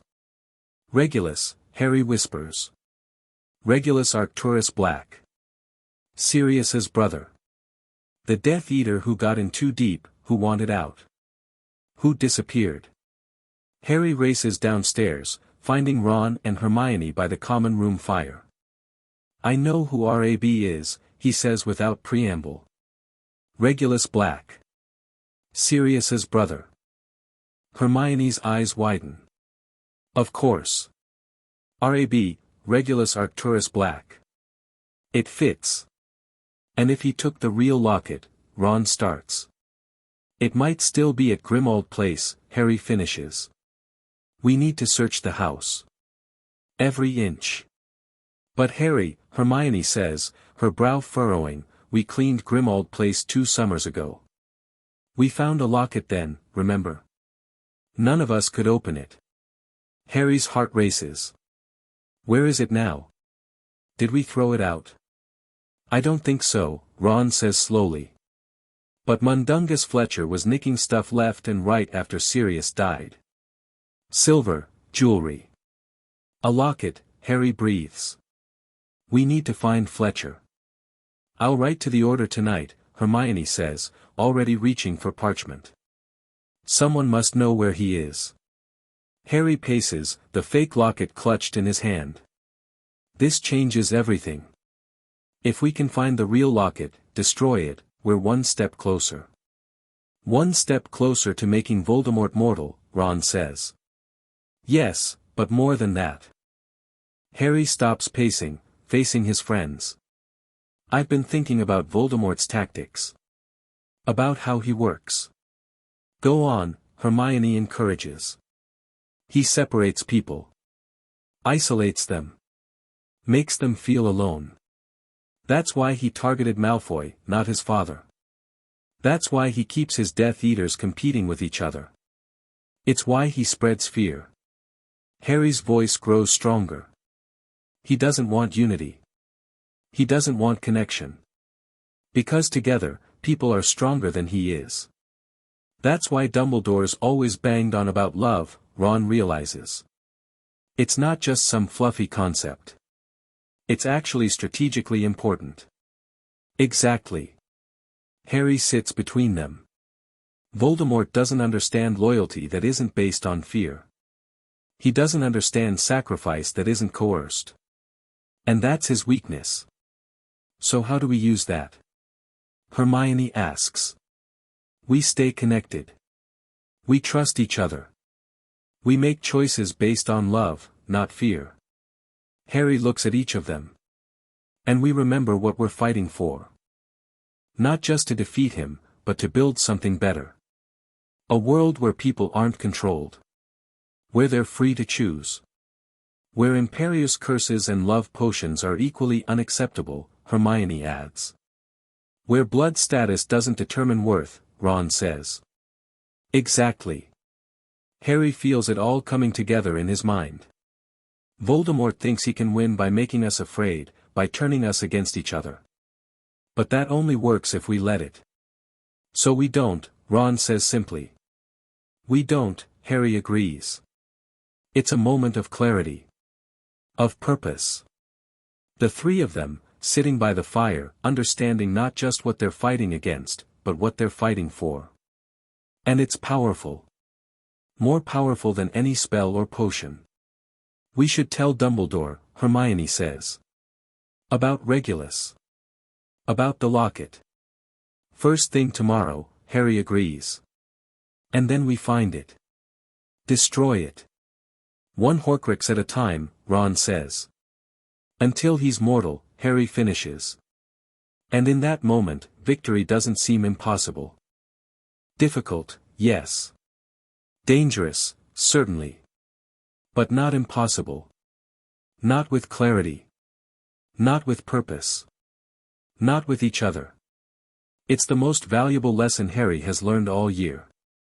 More important than any spell or potion. More powerful than any love potion could ever be. The power of seeing clearly. Of choosing freely. Of loving genuinely.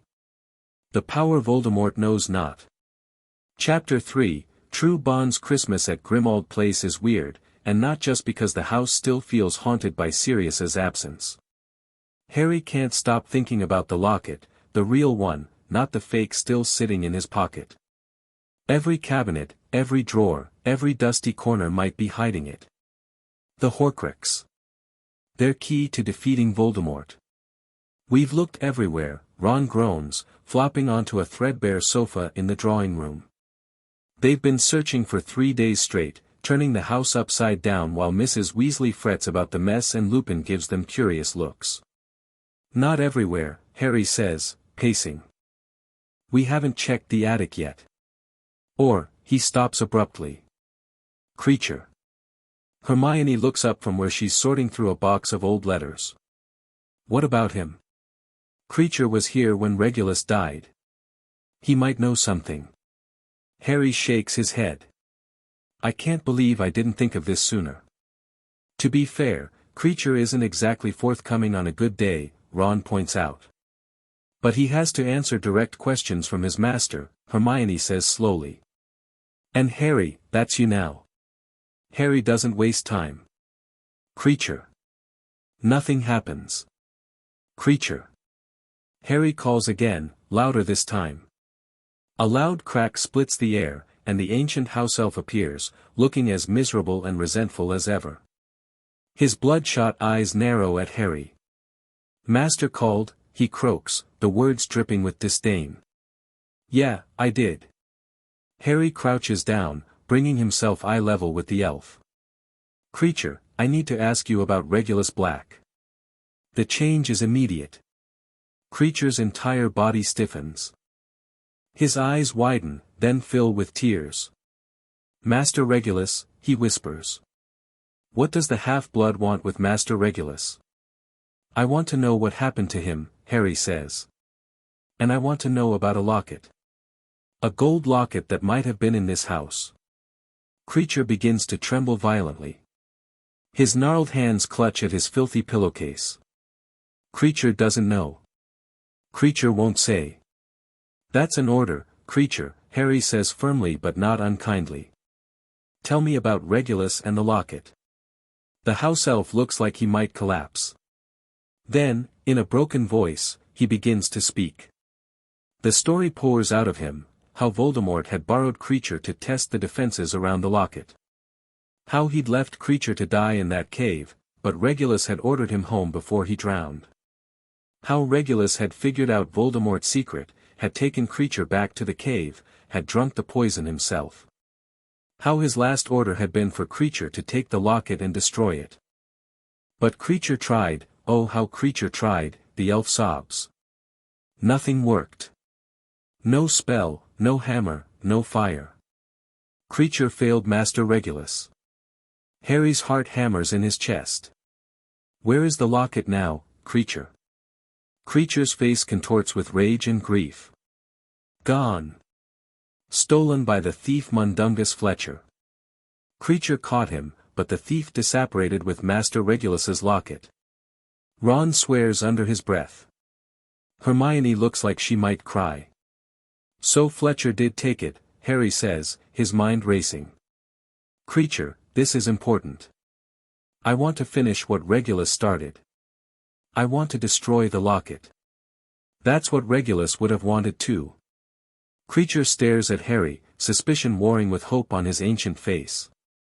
Master wants to destroy the locket? Yes. Exactly what Regulus ordered. We just need to find it first. The house elf straightens slightly. What does Master need Creature to do? Find Mundungus Fletcher, Harry says. Bring him here. But don't hurt him, he adds hastily. We just need to talk to him. Creature looks disappointed at the last instruction, but nods stiffly. Creature will find the thief. He disappears with a crack, leaving the three of them staring at the empty space where he stood. Blimey, Ron breathes. Regulus Black, a hero? Never saw that coming. A hero who died alone, Hermione says softly. No one ever knew what he did. We know now, Harry says. And we'll finish what he started. The search for Fletcher becomes their priority. Creature returns the next day, exhausted but determined. The thief is hiding, he reports. But Creature will find him. Days pass. The order comes and goes from Grimmauld Place, bringing news from the outside world. The Ministry's new security measures. Disappearances in the Muggle world. Attacks on known Order sympathizers. They're isolating us, Lupin explains one night at dinner. Picking off allies one by one. Making people afraid to stand together. Classic divide and conquer, Harry says. It's what he does. Lupin gives Harry a curious look. You sound like you've been studying strategy. Just paying attention. But Harry knows it's more than that. His clear mind sees patterns that others miss. Without the haze of manipulated emotions, he's connecting dots, anticipating movements, thinking 3 steps ahead. And something's coming. He can feel it. The breakthrough arrives on their last day of holiday, hours before they're due to return to Hogwarts. Kreacher appears in the kitchen during breakfast, dragging a filthy, struggling Mundungus Fletcher by the ear. Kreacher has brought the thief, Master Harry Potter. Fletcher's bloodshot eyes widen at the sight of Harry. Look, whatever he's told you, shut up, Harry says coldly, rising from the table. You stole from this house after Sirius died. Things that weren't yours. I didn't, you did, Harry cuts him off. Including a heavy gold locket that no one could open. Where is it? Fletcher's face changes, a flash of recognition, quickly masked. Don't know what you're talking about. Harry steps closer. Where is the locket? I don't, Fletcher squeaks as Harry's wand presses against his throat. All right. All right. I took it. But I don't have it anymore. Who has it? Ron demands, standing beside Harry now. I was selling in Diagon Alley, wasn't I? But this ministry hag caught me. Pink cardigan, looks like a toad. Said she'd have me for trading without a license, but she'd take the locket as a fine instead of turning me in. Harry's blood runs cold. Umbridge, he whispers. Dolores Umbridge has the locket. Fletcher nods frantically. That's right. That's her name. You're sure it was her? You're sure that's where the locket is now? Hermione presses. Course I'm sure. She was wearing it last time I saw her at the ministry. Ugly thing with an S on it. Said it was a family heirloom. Harry exchanges a look with Ron and Hermione. They're all thinking the same thing. Slytherin's locket, a Horcrux, is hanging around Dolores Umbridge's fat neck. Right, Harry says. You can go, Fletcher. But if you ever come near this house again, I won't. I swear. The thief scrambles to his feet. And if you breathe a word about this conversation to anyone, not a peep. Not a whisper. Harry nods to Kreacher, who looks disappointed but releases his grip on Fletcher's ear. The thief disappears with a crack. So that's it then, Ron says. We have to break into the Ministry of Magic and steal a Horcrux from Umbridge. Sounds about right, Harry agrees. Hermione drops her head into her hands. Why is it never easy with you two? Back at Hogwarts, everything's changed and nothing's changed. Classes resume. Students gossip in corridors. Professors assign mountains of homework. But beneath the surface, the war is accelerating. Harry meets with Dumbledore the first night back, bringing the news about the locket. Umbridge, Dumbledore says thoughtfully, stroking his beard. Most unfortunate. The ministry is increasingly under Tom's influence, though few there realize it yet. So we can't just walk in and ask for it, Harry says. I'm afraid not. And yet, the locket must be obtained. Dumbledore's blue eyes fix on Harry. You understand why, of course. Because it's a Horcrux. Part of Voldemort's soul. Precisely. And with Regulus Black's sacrifice, we now know for certain there are multiple Horcruxes. The diary you destroyed in your second year. This locket. And I believe I've located another. Dumbledore opens a drawer in his desk, removes a small box. Inside lies a ring with a cracked black stone. Marvolo Gaunt's ring. It contained a particularly nasty curse, but has been dealt with. So that's 3, Harry says, thinking quickly. The diary, the ring, and the locket. How many do you think he made? 7 pieces of soul would appeal to Tom. It's a magically powerful number. Dumbledore looks grave. The diary, the ring, the locket. We must still find 4 more. The snake, Harry says immediately. Ginny. I think she's one. I've seen how he controls her, how she acts almost human sometimes. Dumbledore nods. An astute observation. Yes, I believe Nagini is likely a Horcrux. Which leaves 3 unaccounted for. Something of Ravenclaws, Harry suggests. Or Hufflepuffs. He's obsessed with the Founders, with Hogwarts. Indeed. And with objects of significance. Dumbledore studies Harry. Your mind is remarkably clear these days, Harry. Your insight's sharper than before. I told you about the love potion, Harry says. And the calming drafts. Yes. And I've been remiss in not investigating such matters more thoroughly. Dumbledore's expression darkens. It's a grave violation, tampering with another's mind. I hope you understand that none of this was sanctioned by me. I know that, Harry says. But it happened anyway. And now I need to make sure it doesn't happen again, to me or anyone else. A worthy goal. Dumbledore rises, moves to Fawkes's perch. The phoenix trills softly as the headmaster strokes his crimson feathers. There is another matter we must discuss, Harry. A matter of great urgency. Sir. Despite our best efforts, I believe Voldemort will attempt to infiltrate Hogwarts before the school year ends. The incident with Mr. Malfoy has accelerated his timeline. He knows we're aware of his plans now.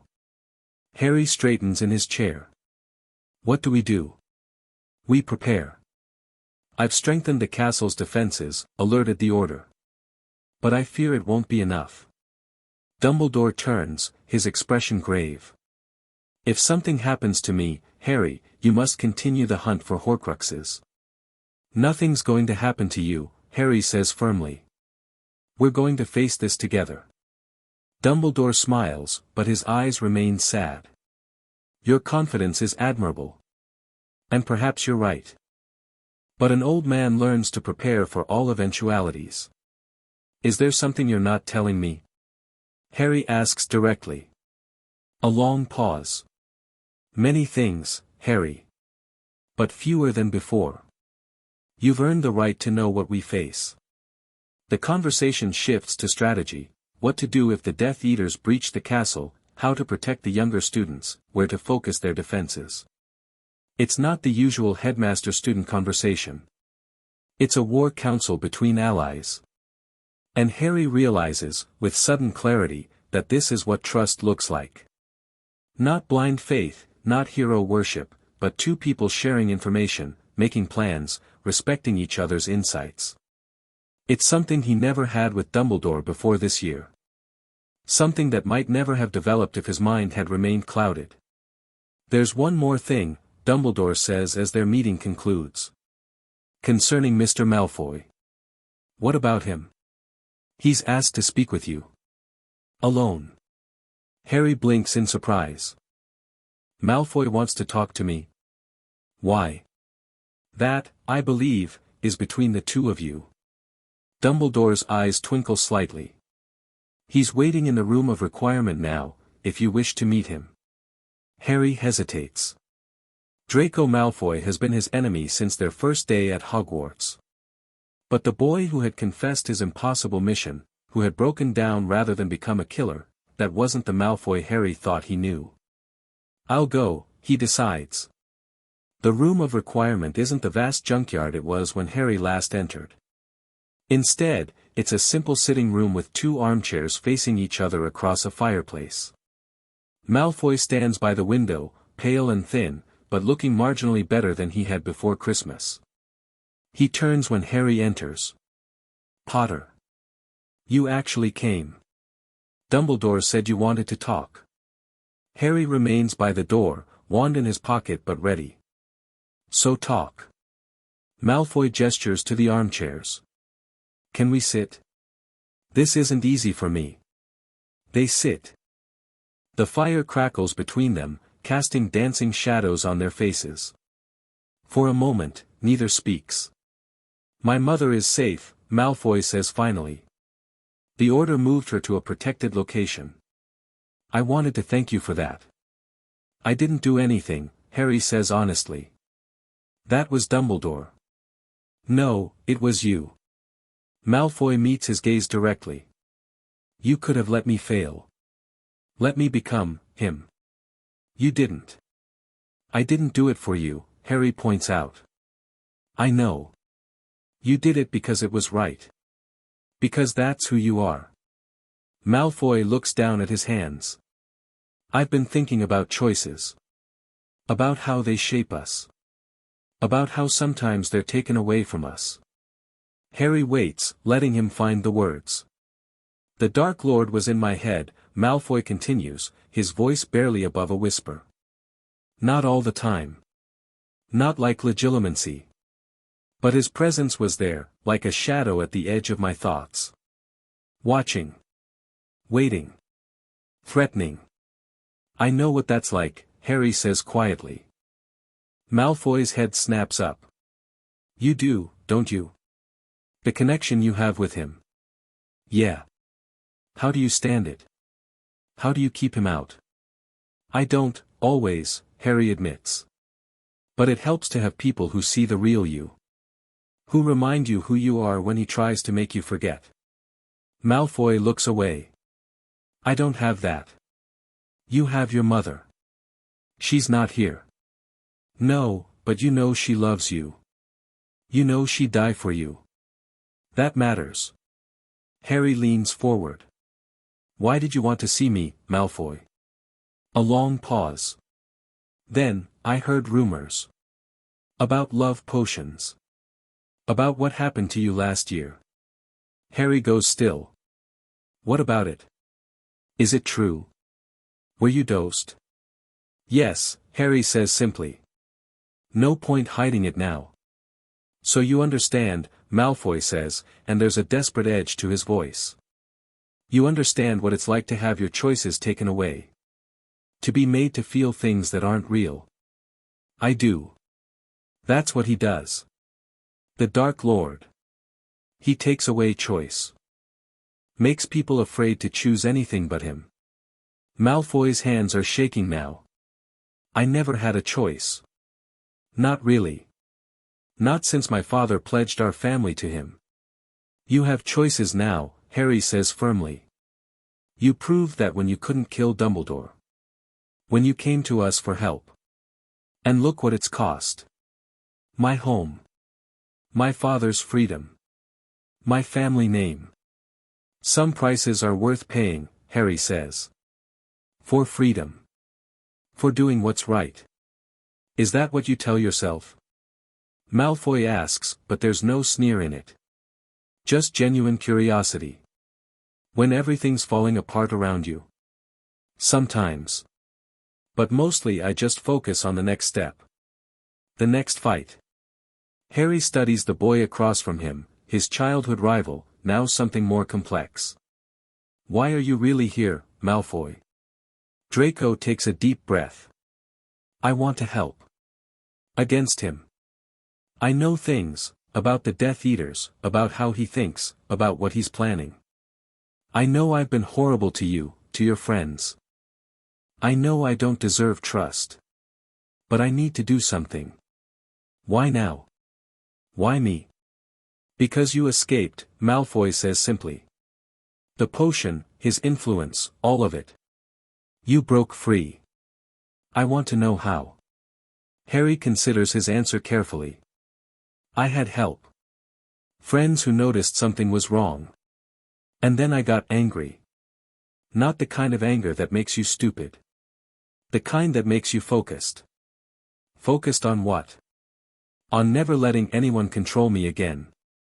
Harry meets Malfoy's gaze. If you want to help, you need to be sure it's your choice. Your real choice. Not revenge, not fear, a clear decision that this is the right thing to do. It is, Malfoy says firmly. I've never been more certain of anything. Harry nods once. Then come to the DA meetings. We've restarted them. For real defense, not just passing exams. Dumbledore's army? Malfoy's eyebrows shoot up. They'd never accept me. They will if I tell them to, Harry says, and it's not arrogance, just fact. 7 o'clock tomorrow, room of requirement. Be there or don't. Your choice. He stands to leave, but Malfoy's voice stops him at the door. Potter. A pause. Thank you. Harry doesn't turn. Don't thank me yet, Malfoy. The hard part's still coming. The DA reacts exactly as expected to Draco Malfoy's arrival, with shock, outrage, and suspicion. But Harry stands firm. He's chosen our side, he tells the assembled group, which has swelled to include members from all 4 houses.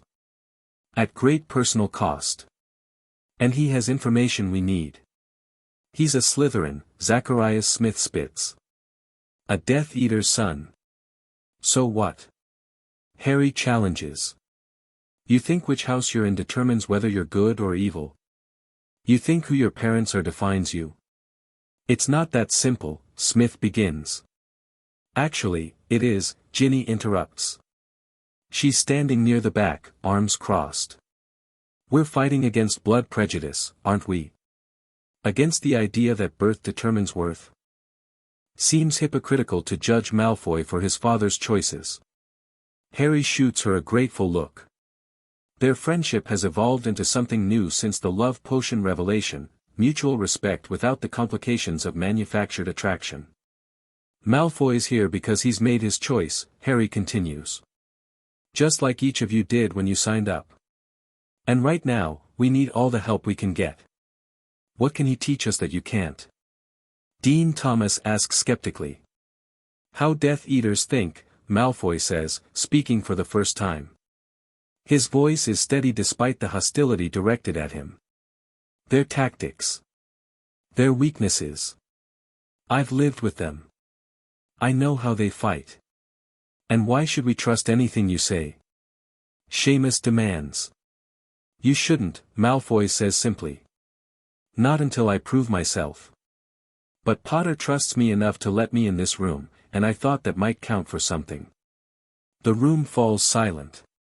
Harry watches as the members exchange glances, weighing Malfoy's words. I vouch for him, Luna says suddenly, her dreamy voice cutting through the tension. His Raxperts are much clearer now.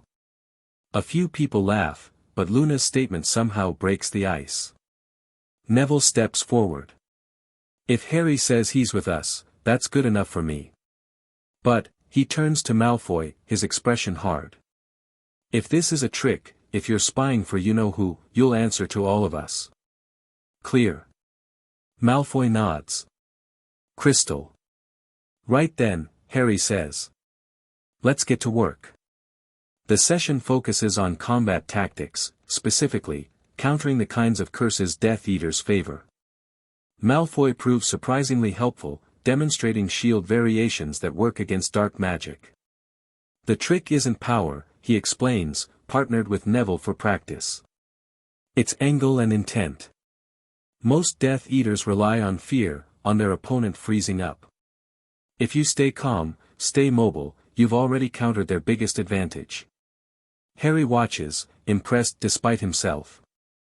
Malfoy's a good teacher, patient, clear, without the superiority he usually displays.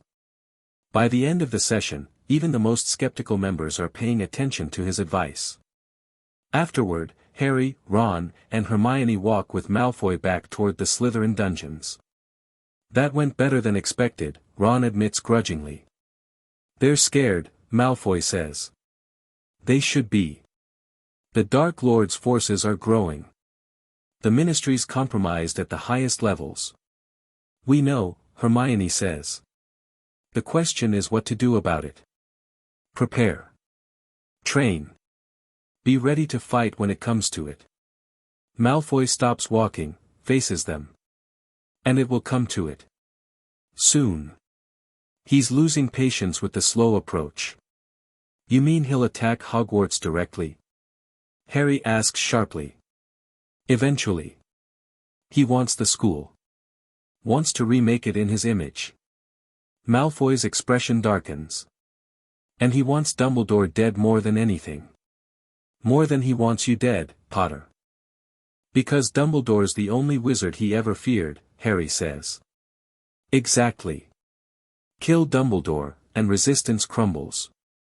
At least, that's what he believes. He's wrong, Hermione says fiercely. If anything happened to Dumbledore, we'd fight harder than ever. Maybe. But perception matters. Symbols matter. Malfoy turns to Harry. That's why he hates you so much. You're a symbol of his failure. I'm more than a symbol, Harry says quietly. And so is Dumbledore. So are all of us. I'm starting to see that, Malfoy admits. Look, there's something else you should know. Something about the Room of Requirement.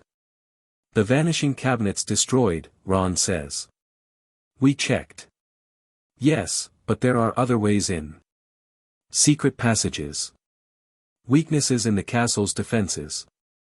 He's been mapping them for years, through his servants. Through the Malfoy family records. Show us, Harry says immediately. They spend the next week mapping vulnerable points, strengthening defenses, setting detection spells that will warn of intrusion. The DA becomes a security force, rotating patrols through sensitive areas. Even the professors notice, with McGonagall pulling Harry aside after Transfiguration. Potter, the headmaster tells me you've been organizing student patrols, she says, her tone neutral but her eyes sharp behind her spectacles. Yes, Professor. Without official authorization. We're just keeping an eye out, Harry says carefully. Extra vigilance. She studies him for a long moment. In that case, you might want this. She hands him a rolled parchment. The official prefect patrol schedule. To avoid duplication of effort. Harry grins. Thank you, Professor. I don't know what you're thanking me for, Potter. I've simply provided a document any head of house might share with a responsible student. Her expression softened slightly. Be careful, Harry. All of you. We will be. The parchment proves invaluable, allowing them to coordinate with prefects rather than avoid them. The school becomes a network of watchful eyes, alert for anything unusual. But it's not all defense and preparation. Life at Hogwarts continues. Classes. Meals. Quidditch practice. And in the quiet moments between, relationships evolve. Harry finds Hermione in the library late one evening, surrounded by books on Horcruxes and soul magic. Her hair is pulled back in a messy bun, tendrils escaping to frame her face. She looks up when he approaches, smiling. Find anything useful? He asks, sitting beside her. Maybe. There's a reference here to a ritual for repairing a fractured soul. She pushes a heavy tome toward him. It requires genuine remorse. Feeling the weight of what you've done. The pain can be fatal. Voldemort's not capable of remorse, Harry says. No, but it confirms what we suspected, there's a connection between the Horcruxes and the original soul. If we destroy enough pieces, we weaken him. Harry leans closer to read the passage, his shoulder brushing hers. This helps, Hermione. Really? She doesn't answer immediately. When he looks up, she's watching him, her expression thoughtful. What? He asks. I'm just thinking about how different things are now. How different you are. Different good or different bad? Good. Definitely good. She hesitates. Harry, do you ever think about what might have happened if you hadn't figured out about the love potion? If things had continued the way they were going last year? The question catches him off guard. Sometimes. I'd probably be with Ginny. Focused on that instead of everything else that matters.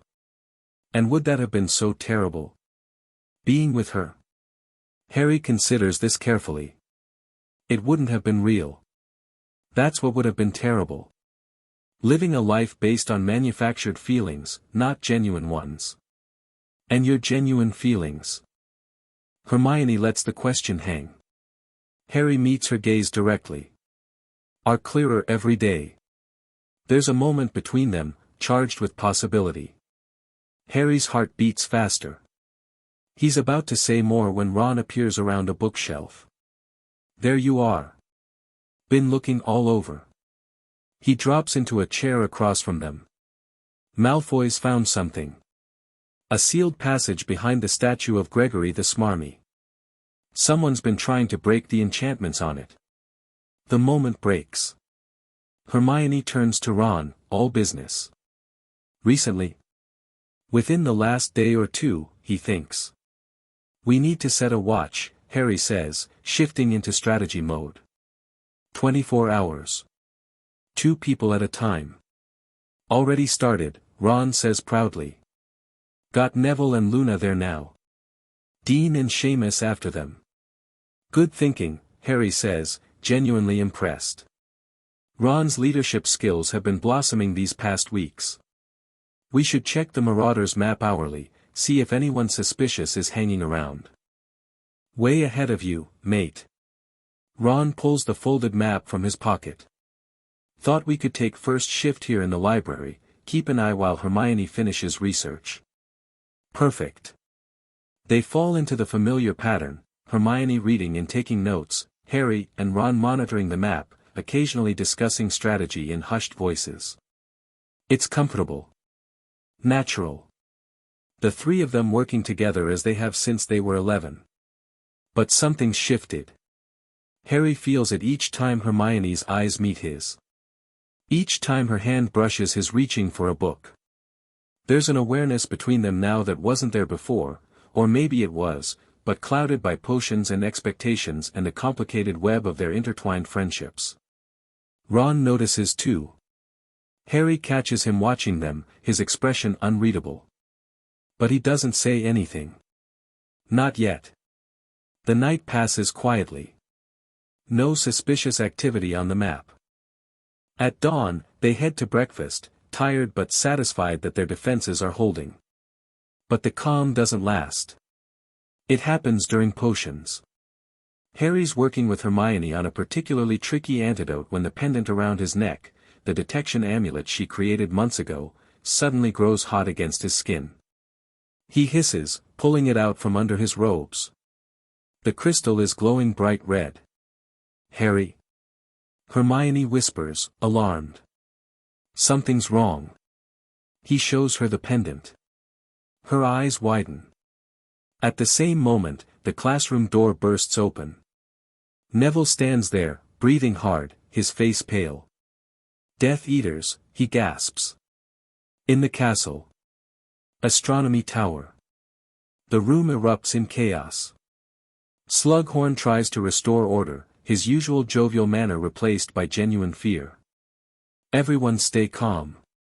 We need to, but Harry's already moving, pushing past desks, grabbing Ron and Hermione.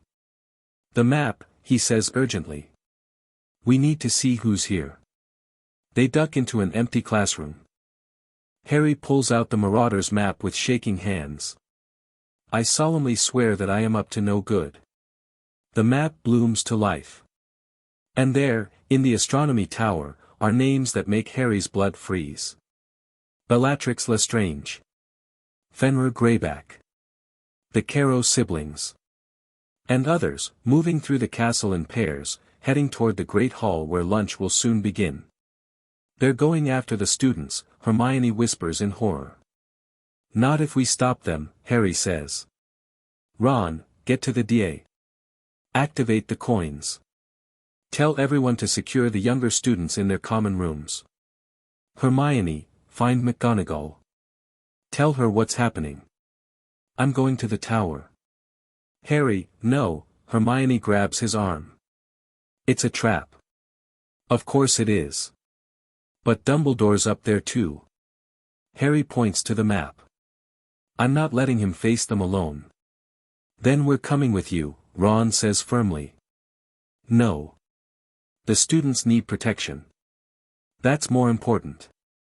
Hermione looks like she might argue further, but a distant explosion shakes the castle walls. "Fine," she says. "But take this."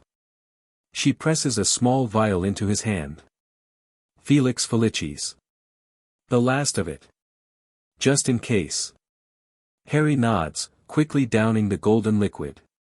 A familiar sensation of limitless possibility floods through him. "Be careful," he tells his friends. "Both of you." "You too," Ron says. "Harry," Hermione hesitates, then throws her arms around him. "Don't do anything stupid." "No promises," he says, but he hugs her back tightly before pulling away. They separate, each rushing to their assigned tasks. The Felix Felicis guides Harry through the castle, helping him avoid Death Eaters and find the quickest route to the astronomy tower. He's halfway there when a familiar voice calls his name. "Potter." Draco Malfoy emerges from a side corridor, his face ashen. "They're here. All of them. The Dark Lord sent them for Dumbledore." "I know. I'm going to help him." Harry doesn't slow down. Malfoy falls into step beside him. "You can't fight them all. Watch me. They'll kill you."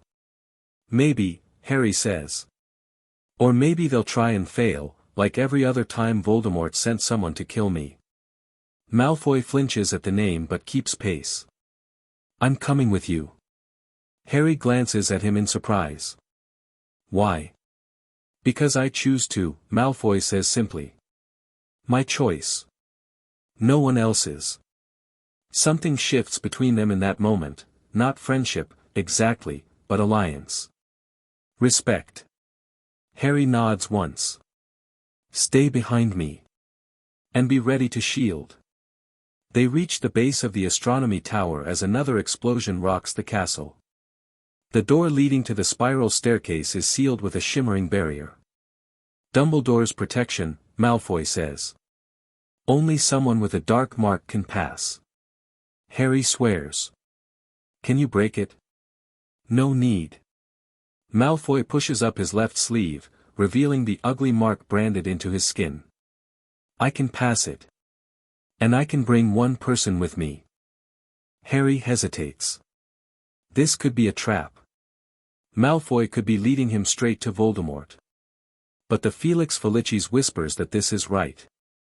That this is the path forward. "Do it," Harry says. Malfoy nods. He presses his mark to the barrier, which ripples like water. Then he grabs Harry's arm, pulling him through. They emerge onto the spiral staircase. Above them, voices echo, Bellatrix's insane cackle, Greyback's guttural growl, and Dumbledore's calm, measured tones. "He's keeping them talking," Harry whispers. "Buying time." "For what?" Malfoy asks. "For help to arrive. For us." Harry pulls out his invisibility cloak. "Here. Take this." "What about you?" "I'll be fine." "Felix, remember." Harry grins, the liquid luck making him reckless. "Get up there. Stay hidden.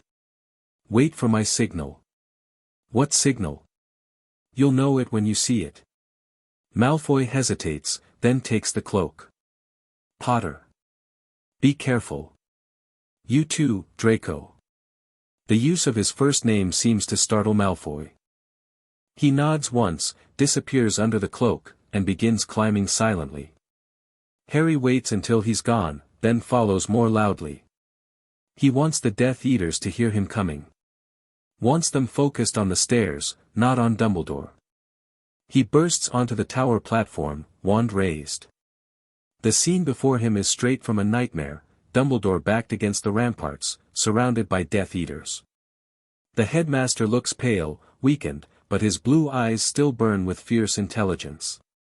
"Harry," he says calmly. "How kind of you to join us."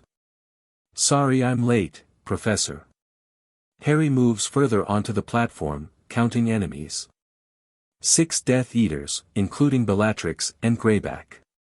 Traffic was murder. "Potter," Bellatrix hisses, her dark eyes gleaming with hatred. The Dark Lord will be so pleased when we bring him your body along with Dumbledore's. You're welcome to try, Bellatrix, Harry says coolly. But your track record's not great. How many times have you failed to kill me now? 3. 4.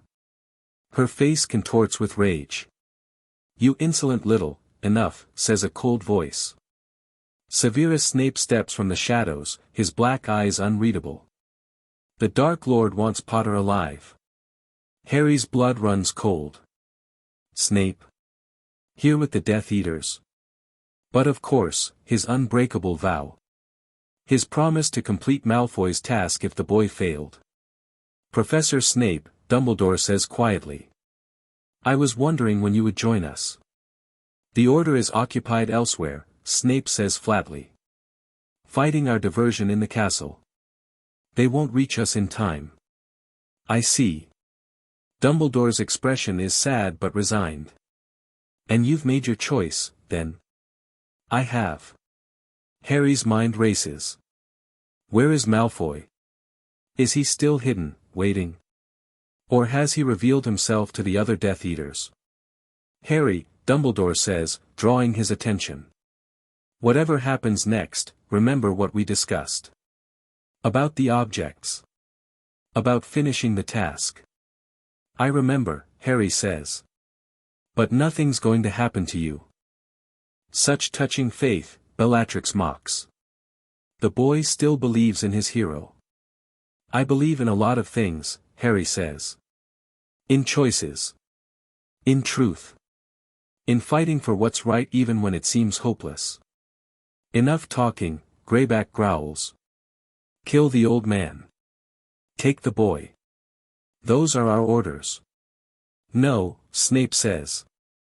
The boy is mine. He steps forward, positioning himself between Harry and the other Death Eaters. His wand is raised, but Harry notices something odd, it's not pointed at him. It's angled slightly toward Dumbledore. And suddenly, Harry understands. The unbreakable vow. Snape's promise to kill Dumbledore if Malfoy couldn't. But also his deeper vow, to protect Harry, always. He's going to do both. No, Harry says loudly, drawing everyone's attention. If anyone's going to kill Dumbledore, it should be me. Shock ripples through the Death Eaters. Even Bellatrix looks confused. You, she spits. You would kill your precious headmaster. The man who's been controlling me for years. Using me as a weapon. Harry takes a step forward. Yeah, I might. Dumbledore's eyes widen slightly, but he catches on quickly. Harry, my boy, after everything I've done for you, everything you've done to me, you mean, Harry says bitterly. The potions. The manipulations. Using me as bait for Voldemort year after year. It's a performance, but with enough truth woven in to be convincing. The Death Eaters are listening, uncertain, their wands lowering slightly. You're lying, Bellatrix says, but she sounds uncertain. Am I? Ask Snape. Ask him what Dumbledore's been doing to keep me under control. The compulsion potions. The memory charms. Snape's expression doesn't change, but his eyes flick to Harry's, a silent question. Harry gives the smallest nod. It's true, Snape says smoothly. The headmaster has methods for ensuring Potter's compliance. Methods the Dark Lord would find most interesting. See? Harry gestures with his wand. I'm just a weapon to him. A sacrifice. Well, maybe I'm done being controlled. He steps closer to Dumbledore, who plays along beautifully, looking wounded and betrayed. Harry, after all this time, I thought you understood. I understand perfectly, Harry cuts him off. You've been raising me like a pig for slaughter. Setting me against Voldemort knowing I'll die in the process. The Death Eaters are fully engaged now, watching the drama unfold with malicious delight. None of them notice the shimmer of movement near the stairs, Malfoy, positioning himself. This changes everything, Greyback growls. The Dark Lord will want to hear this. The Dark Lord already knows, Harry says. Why do you think he's been trying to recruit me? He knows I've been used. Knows I'm powerful in my own right. It's a dangerous game he's playing, but the Felix Felicis guides his words, helps him find the right balance of truth and deception. You join us? Bellatrix laughs, but it's uncertain. Why not? You joined him, Bellatrix. You chose power over everything else. Harry's voice turns contemptuous. But at least you chose. I never got that chance. My path was decided for me the night Voldemort killed my parents. Dumbledore has caught on completely now. Harry, please, think about what you're saying. I've thought about nothing else for months, Harry snaps. Since I discovered the love potion. Since I realized how many people have been trying to control me. Another shimmer of movement. Malfoy's in position, right behind the Carrows. And beyond him, at the top of the stairs, Harry catches a glimpse of red hair, Ron. And beside him, Hermione's bushy silhouette. They came anyway, despite his instructions. Of course they did. Enough of this, Snape says suddenly. Potter, step aside. I will deal with the headmaster as the Dark Lord commanded. No, Harry says, raising his wand higher. I want to do it. I want him to know exactly who's killing him and why. Harry, my boy, Dumbledore says quietly. If you've chosen this path, I won't stop you. But know that I have always loved you, always tried to protect you, even from yourself. Protect me? Harry laughs bitterly. You call this protection? He lifts his wand, pointing it directly at Dumbledore's heart. The headmaster stands straight, dignified even in apparent defeat. Do what you must, Harry, he says softly. But remember who you truly are. Harry's hand tightens on his wand. The room holds its breath. Now, he shouts. Everything happens at once. Malfoy throws off the invisibility cloak, sending stunning spells at the Carrow siblings. Ron and Hermione burst through the door, firing hexes. Snape whirls, his wand a blur of motion as he shields Dumbledore from Bellatrix's killing curse. And Harry is everywhere. The Felix Felicis makes him untouchable, each movement perfect, each spell finding its mark. He disarms Greyback, binds Rodolphus Lestrange, ducks Bellatrix's curses. The battle is brief but brutal. The Order arrives, led by McGonagall and Lupin. The Death Eaters, realizing they're outmatched, retreat toward the stairs. Stop them. Harry shouts, but it's too late. They're gone, fleeing through the castle. Let them go, Dumbledore says wearily. The students are safe, McGonagall assures him. The older ones barricaded the younger students in their common rooms. The professors have secured the Great Hall. There are injuries, but no fatalities. Relief floods through Harry. It worked, he says. Our defense is held. Thanks to you, Harry, Dumbledore says quietly. And your clear sight. The headmaster looks exhausted, older than Harry's ever seen him. He sways slightly, and Snape moves to support him. The potion, Snape murmurs.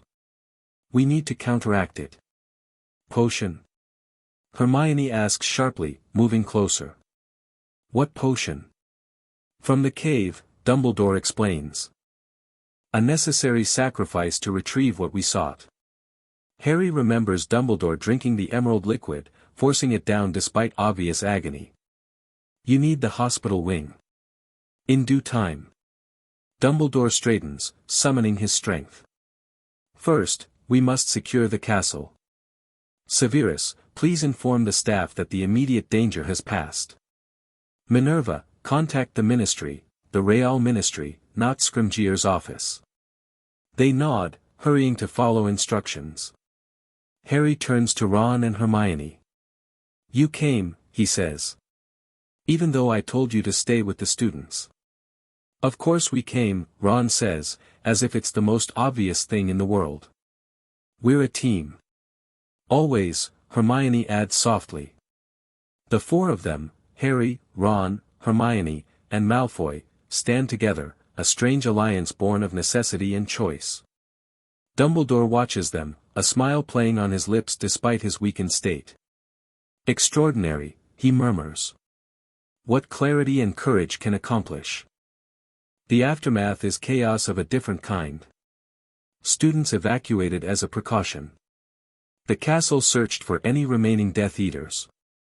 Injuries treated, statements taken, parents reassured. Harry finds himself in the hospital wing late that night, sitting beside Dumbledore's bed. The headmaster is pale but stable, the potion's effects countered by Snape's antidotes. You could have died today, Harry says quietly.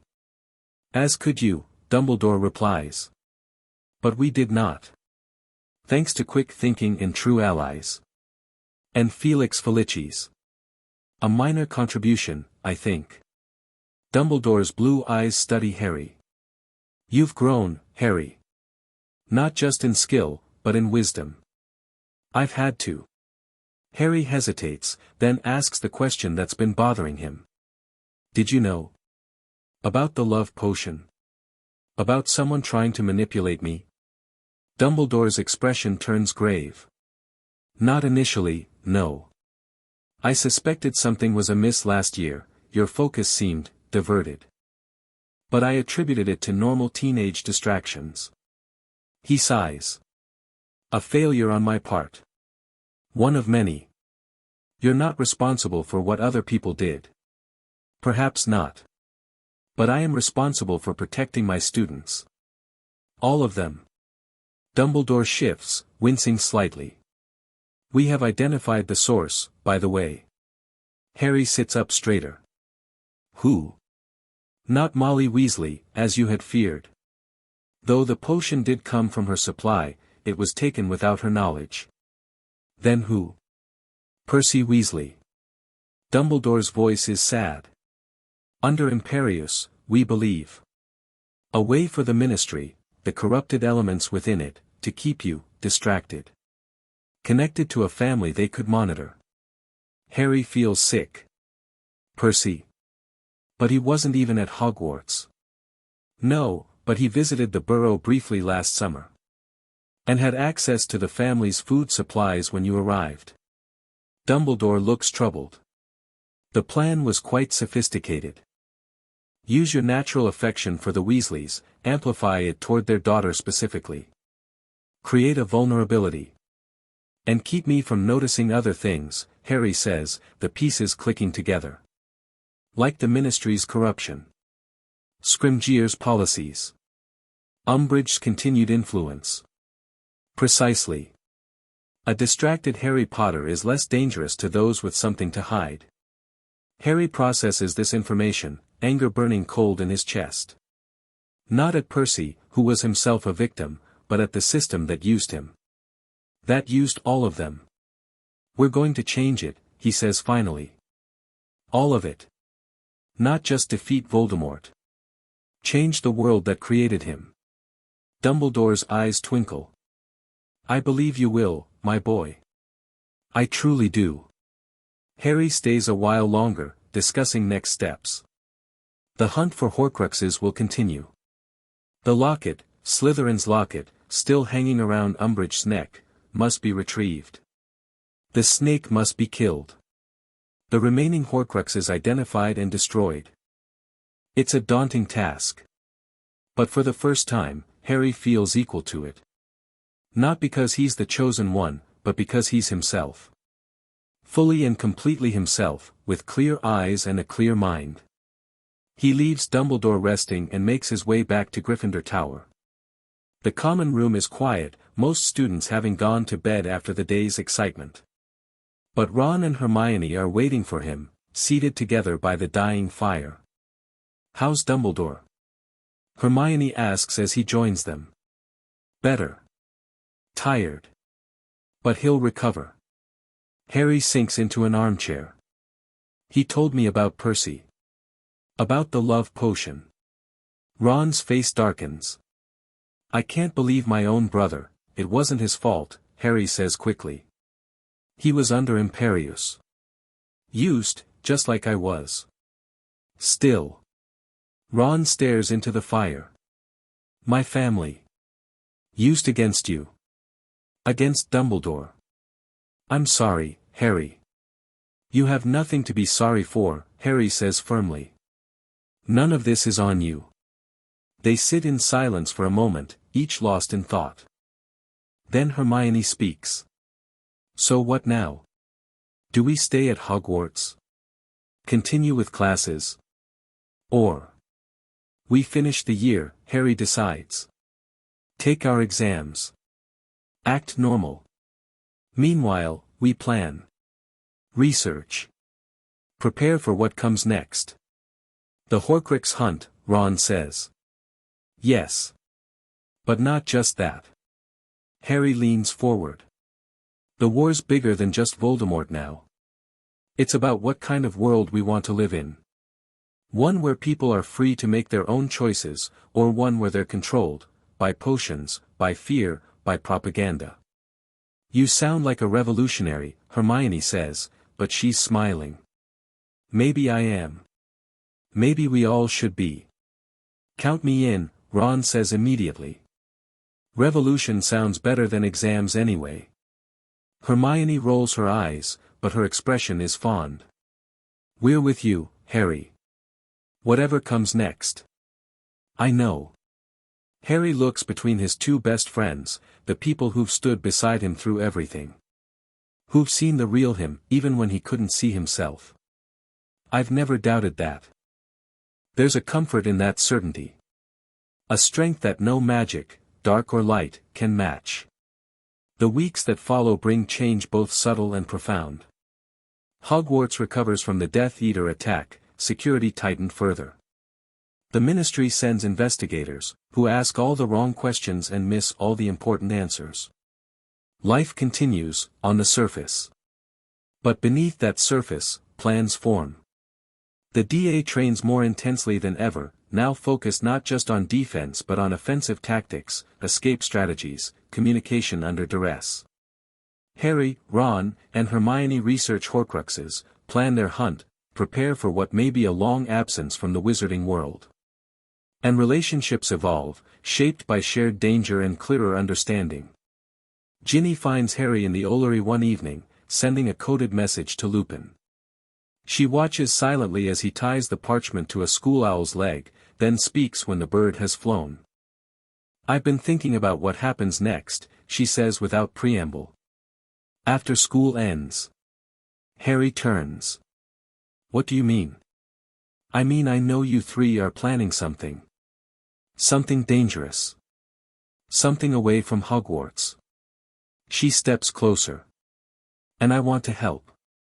Ginny, not as your girlfriend, she says quickly. Not as anything except someone who's good at fighting. Who cares about the same things you do? Harry studies her, the determined set of her jaw, the fierce light in her eyes. This is the real Ginny Weasley. The person who was always there, behind the artificial attraction he once felt. It's going to be dangerous, he says finally.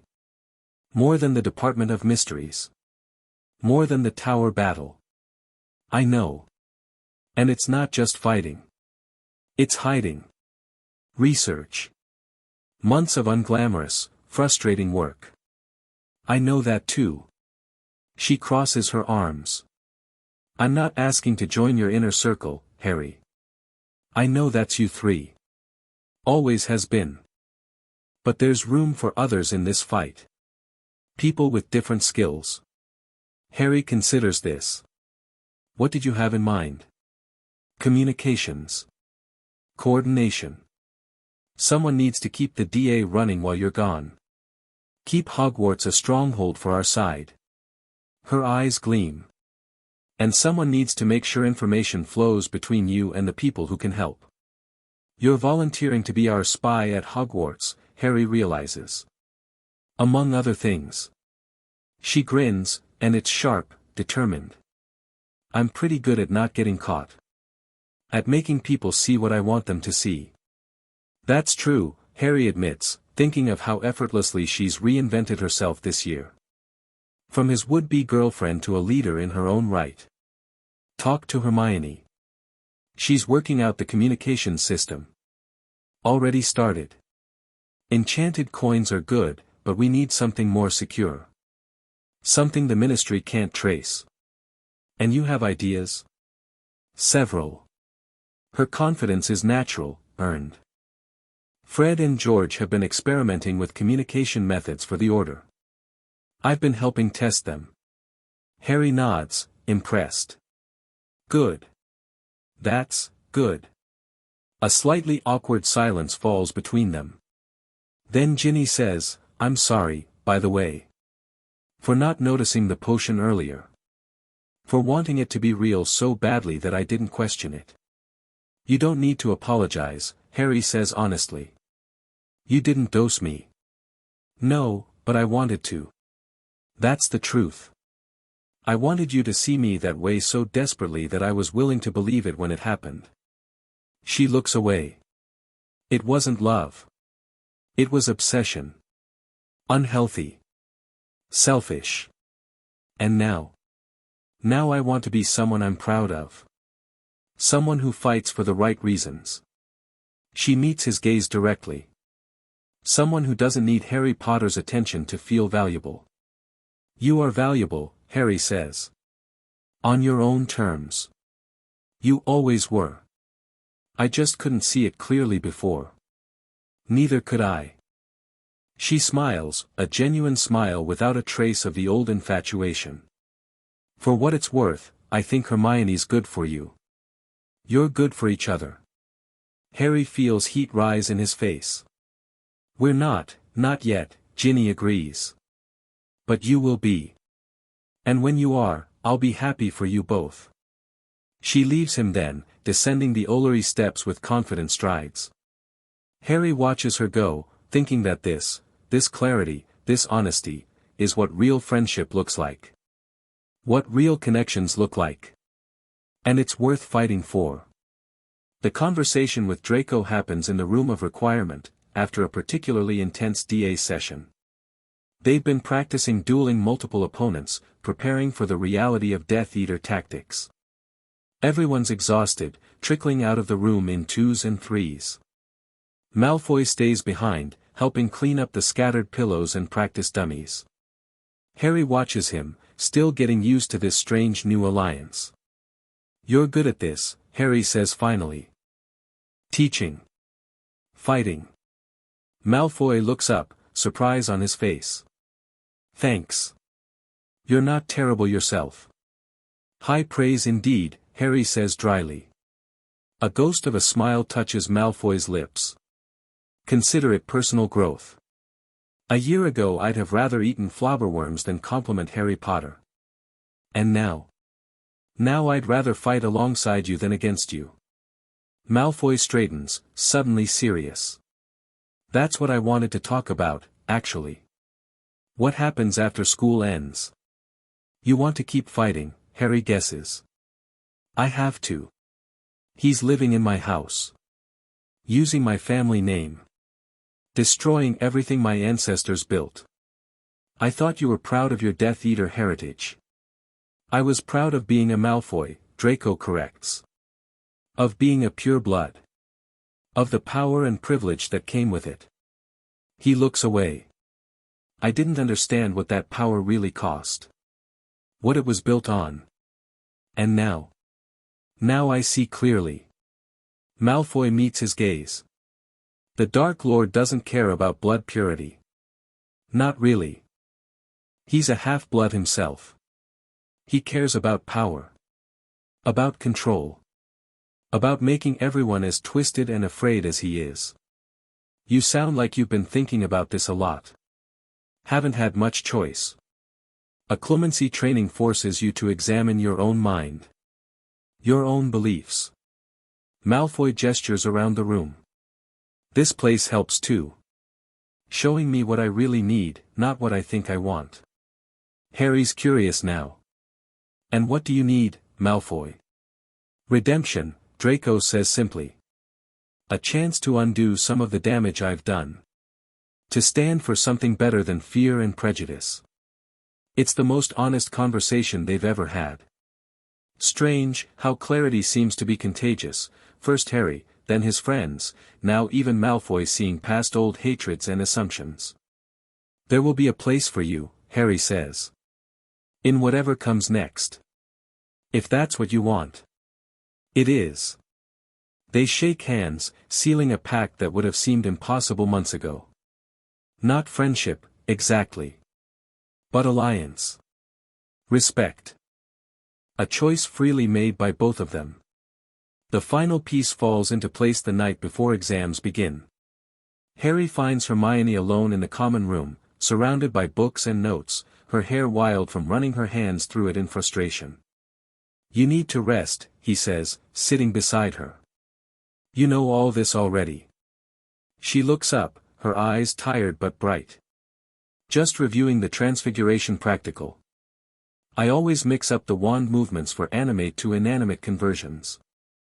No, you don't. You're perfect at them. Harry closes the book in front of her. Take a break. Walk with me. Harry, exams start tomorrow, and you'll ace them, just like you always do. He stands, offering his hand. Please. She sighs, but there's a smile tugging at her lips. Fine. 10 minutes. Where are we going? You'll see. He leads her through the quiet castle, up staircases, along corridors, until they reach the astronomy tower. The night is clear, stars bright in the velvet sky. Harry, Hermione says hesitantly. The last time we were up here, I know. Bad memories. But I thought we could make new ones. They stand at the railing, looking out over the grounds. The lake shimmers in the moonlight. The forbidden forest is a dark mass, mysterious and ancient. Hogwarts spreads below them, their home for 6 years. It's beautiful, Hermione says softly. Yeah, Harry agrees, but he's looking at her. She turns, catches him staring, blushes. What? I've been thinking about choices, he says. About how they shape us. About how important it is to make them freely. Okay. She says, clearly not following where this is going. Before, with the love potion, I didn't have a choice. My feelings weren't my own. Harry takes a deep breath. But now they are. And I want you to know what they are. What I've chosen. Hermione's eyes widen. Harry, I choose you, Hermione. The words come out in a rush. Not because of a potion or a spell or because anyone told me to. Because you're brilliant and brave and kind. Because you've always been there. Because when I think about who I want beside me in all the battles to come, it's you. Always you. She's very still, her expression unreadable in the moonlight. For a terrible moment, Harry thinks he's misjudged everything, ruined their friendship. Then she smiles, and it's like the sun rising. Took you long enough. And she's kissing him, or he's kissing her, it doesn't matter which. What matters is the rightness of it. The clarity. The certainty that this is exactly where they're meant to be. When they break apart, she rests her forehead against his. I choose you too, Harry. I always have. Even when I was being an oblivious git. Especially then. She laughs softly. Though I prefer you with your mind unfogged by potions. You're much more perceptive this way. I notice things, he agrees, tucking a strand of hair behind her ear. Important things. They stay there a while longer, talking quietly, planning, dreaming. The future stretches before them, uncertain, dangerous, but also full of possibility. The Horcrux hunt. The fight against Voldemort. The chance to build something better from the ashes of war. And through it all, this new certainty, that they've chosen each other. Freely. Clearly. Truly. As they walk back to Gryffindor Tower, hand in hand, Harry thinks about the twisted path that led here. The love potion meant to distract him, to control him, to keep him from seeing clearly. The manipulation that backfired so spectacularly. Because that's the thing about truth, it finds a way to surface. And once seen, it can't be unseen. The fat lady gives them a knowing look as they approach. Password? Veritaserum, Harry says, and the portrait swings open. Truth serum. How appropriate. Ron's waiting for them in the common room, pretending to study but actually dozing in an armchair. He wakes as they enter, takes one look at their joined hands, and grins. Finally, he says. Thought I'd be old and gray before you two figured it out. You knew? Hermione asks, surprised. Course I knew. I'm not completely thick. Ron stretches, yawning. You two have been dancing around each other for months. Years, really. And you're okay with it? Harry asks carefully. Why wouldn't I be? My two best friends, happy together. Seems brilliant to me. Ron's expression turns serious. After everything, the potions, the war, all of it, we deserve some real happiness. Some truth. Harry feels something tight in his chest loosen. Yeah. We do. Just don't expect me to watch you snog, Ron adds. There are limits to my maturity. They laugh, the three of them together, as they've always been. The golden trio, united by choice and loyalty and love. Ready for whatever comes next. And as Harry looks between them, Ron, his first friend, loyal and brave despite his insecurities, Hermione, brilliant and fierce and now something more, he knows with absolute certainty that this is real. This is true. This is what Voldemort can never understand, never defeat. The power of genuine connection. Of clear sight. Of free choice. The power of truth. The end. Thank you for watching this video. Please be sure to subscribe to our channel and like this video.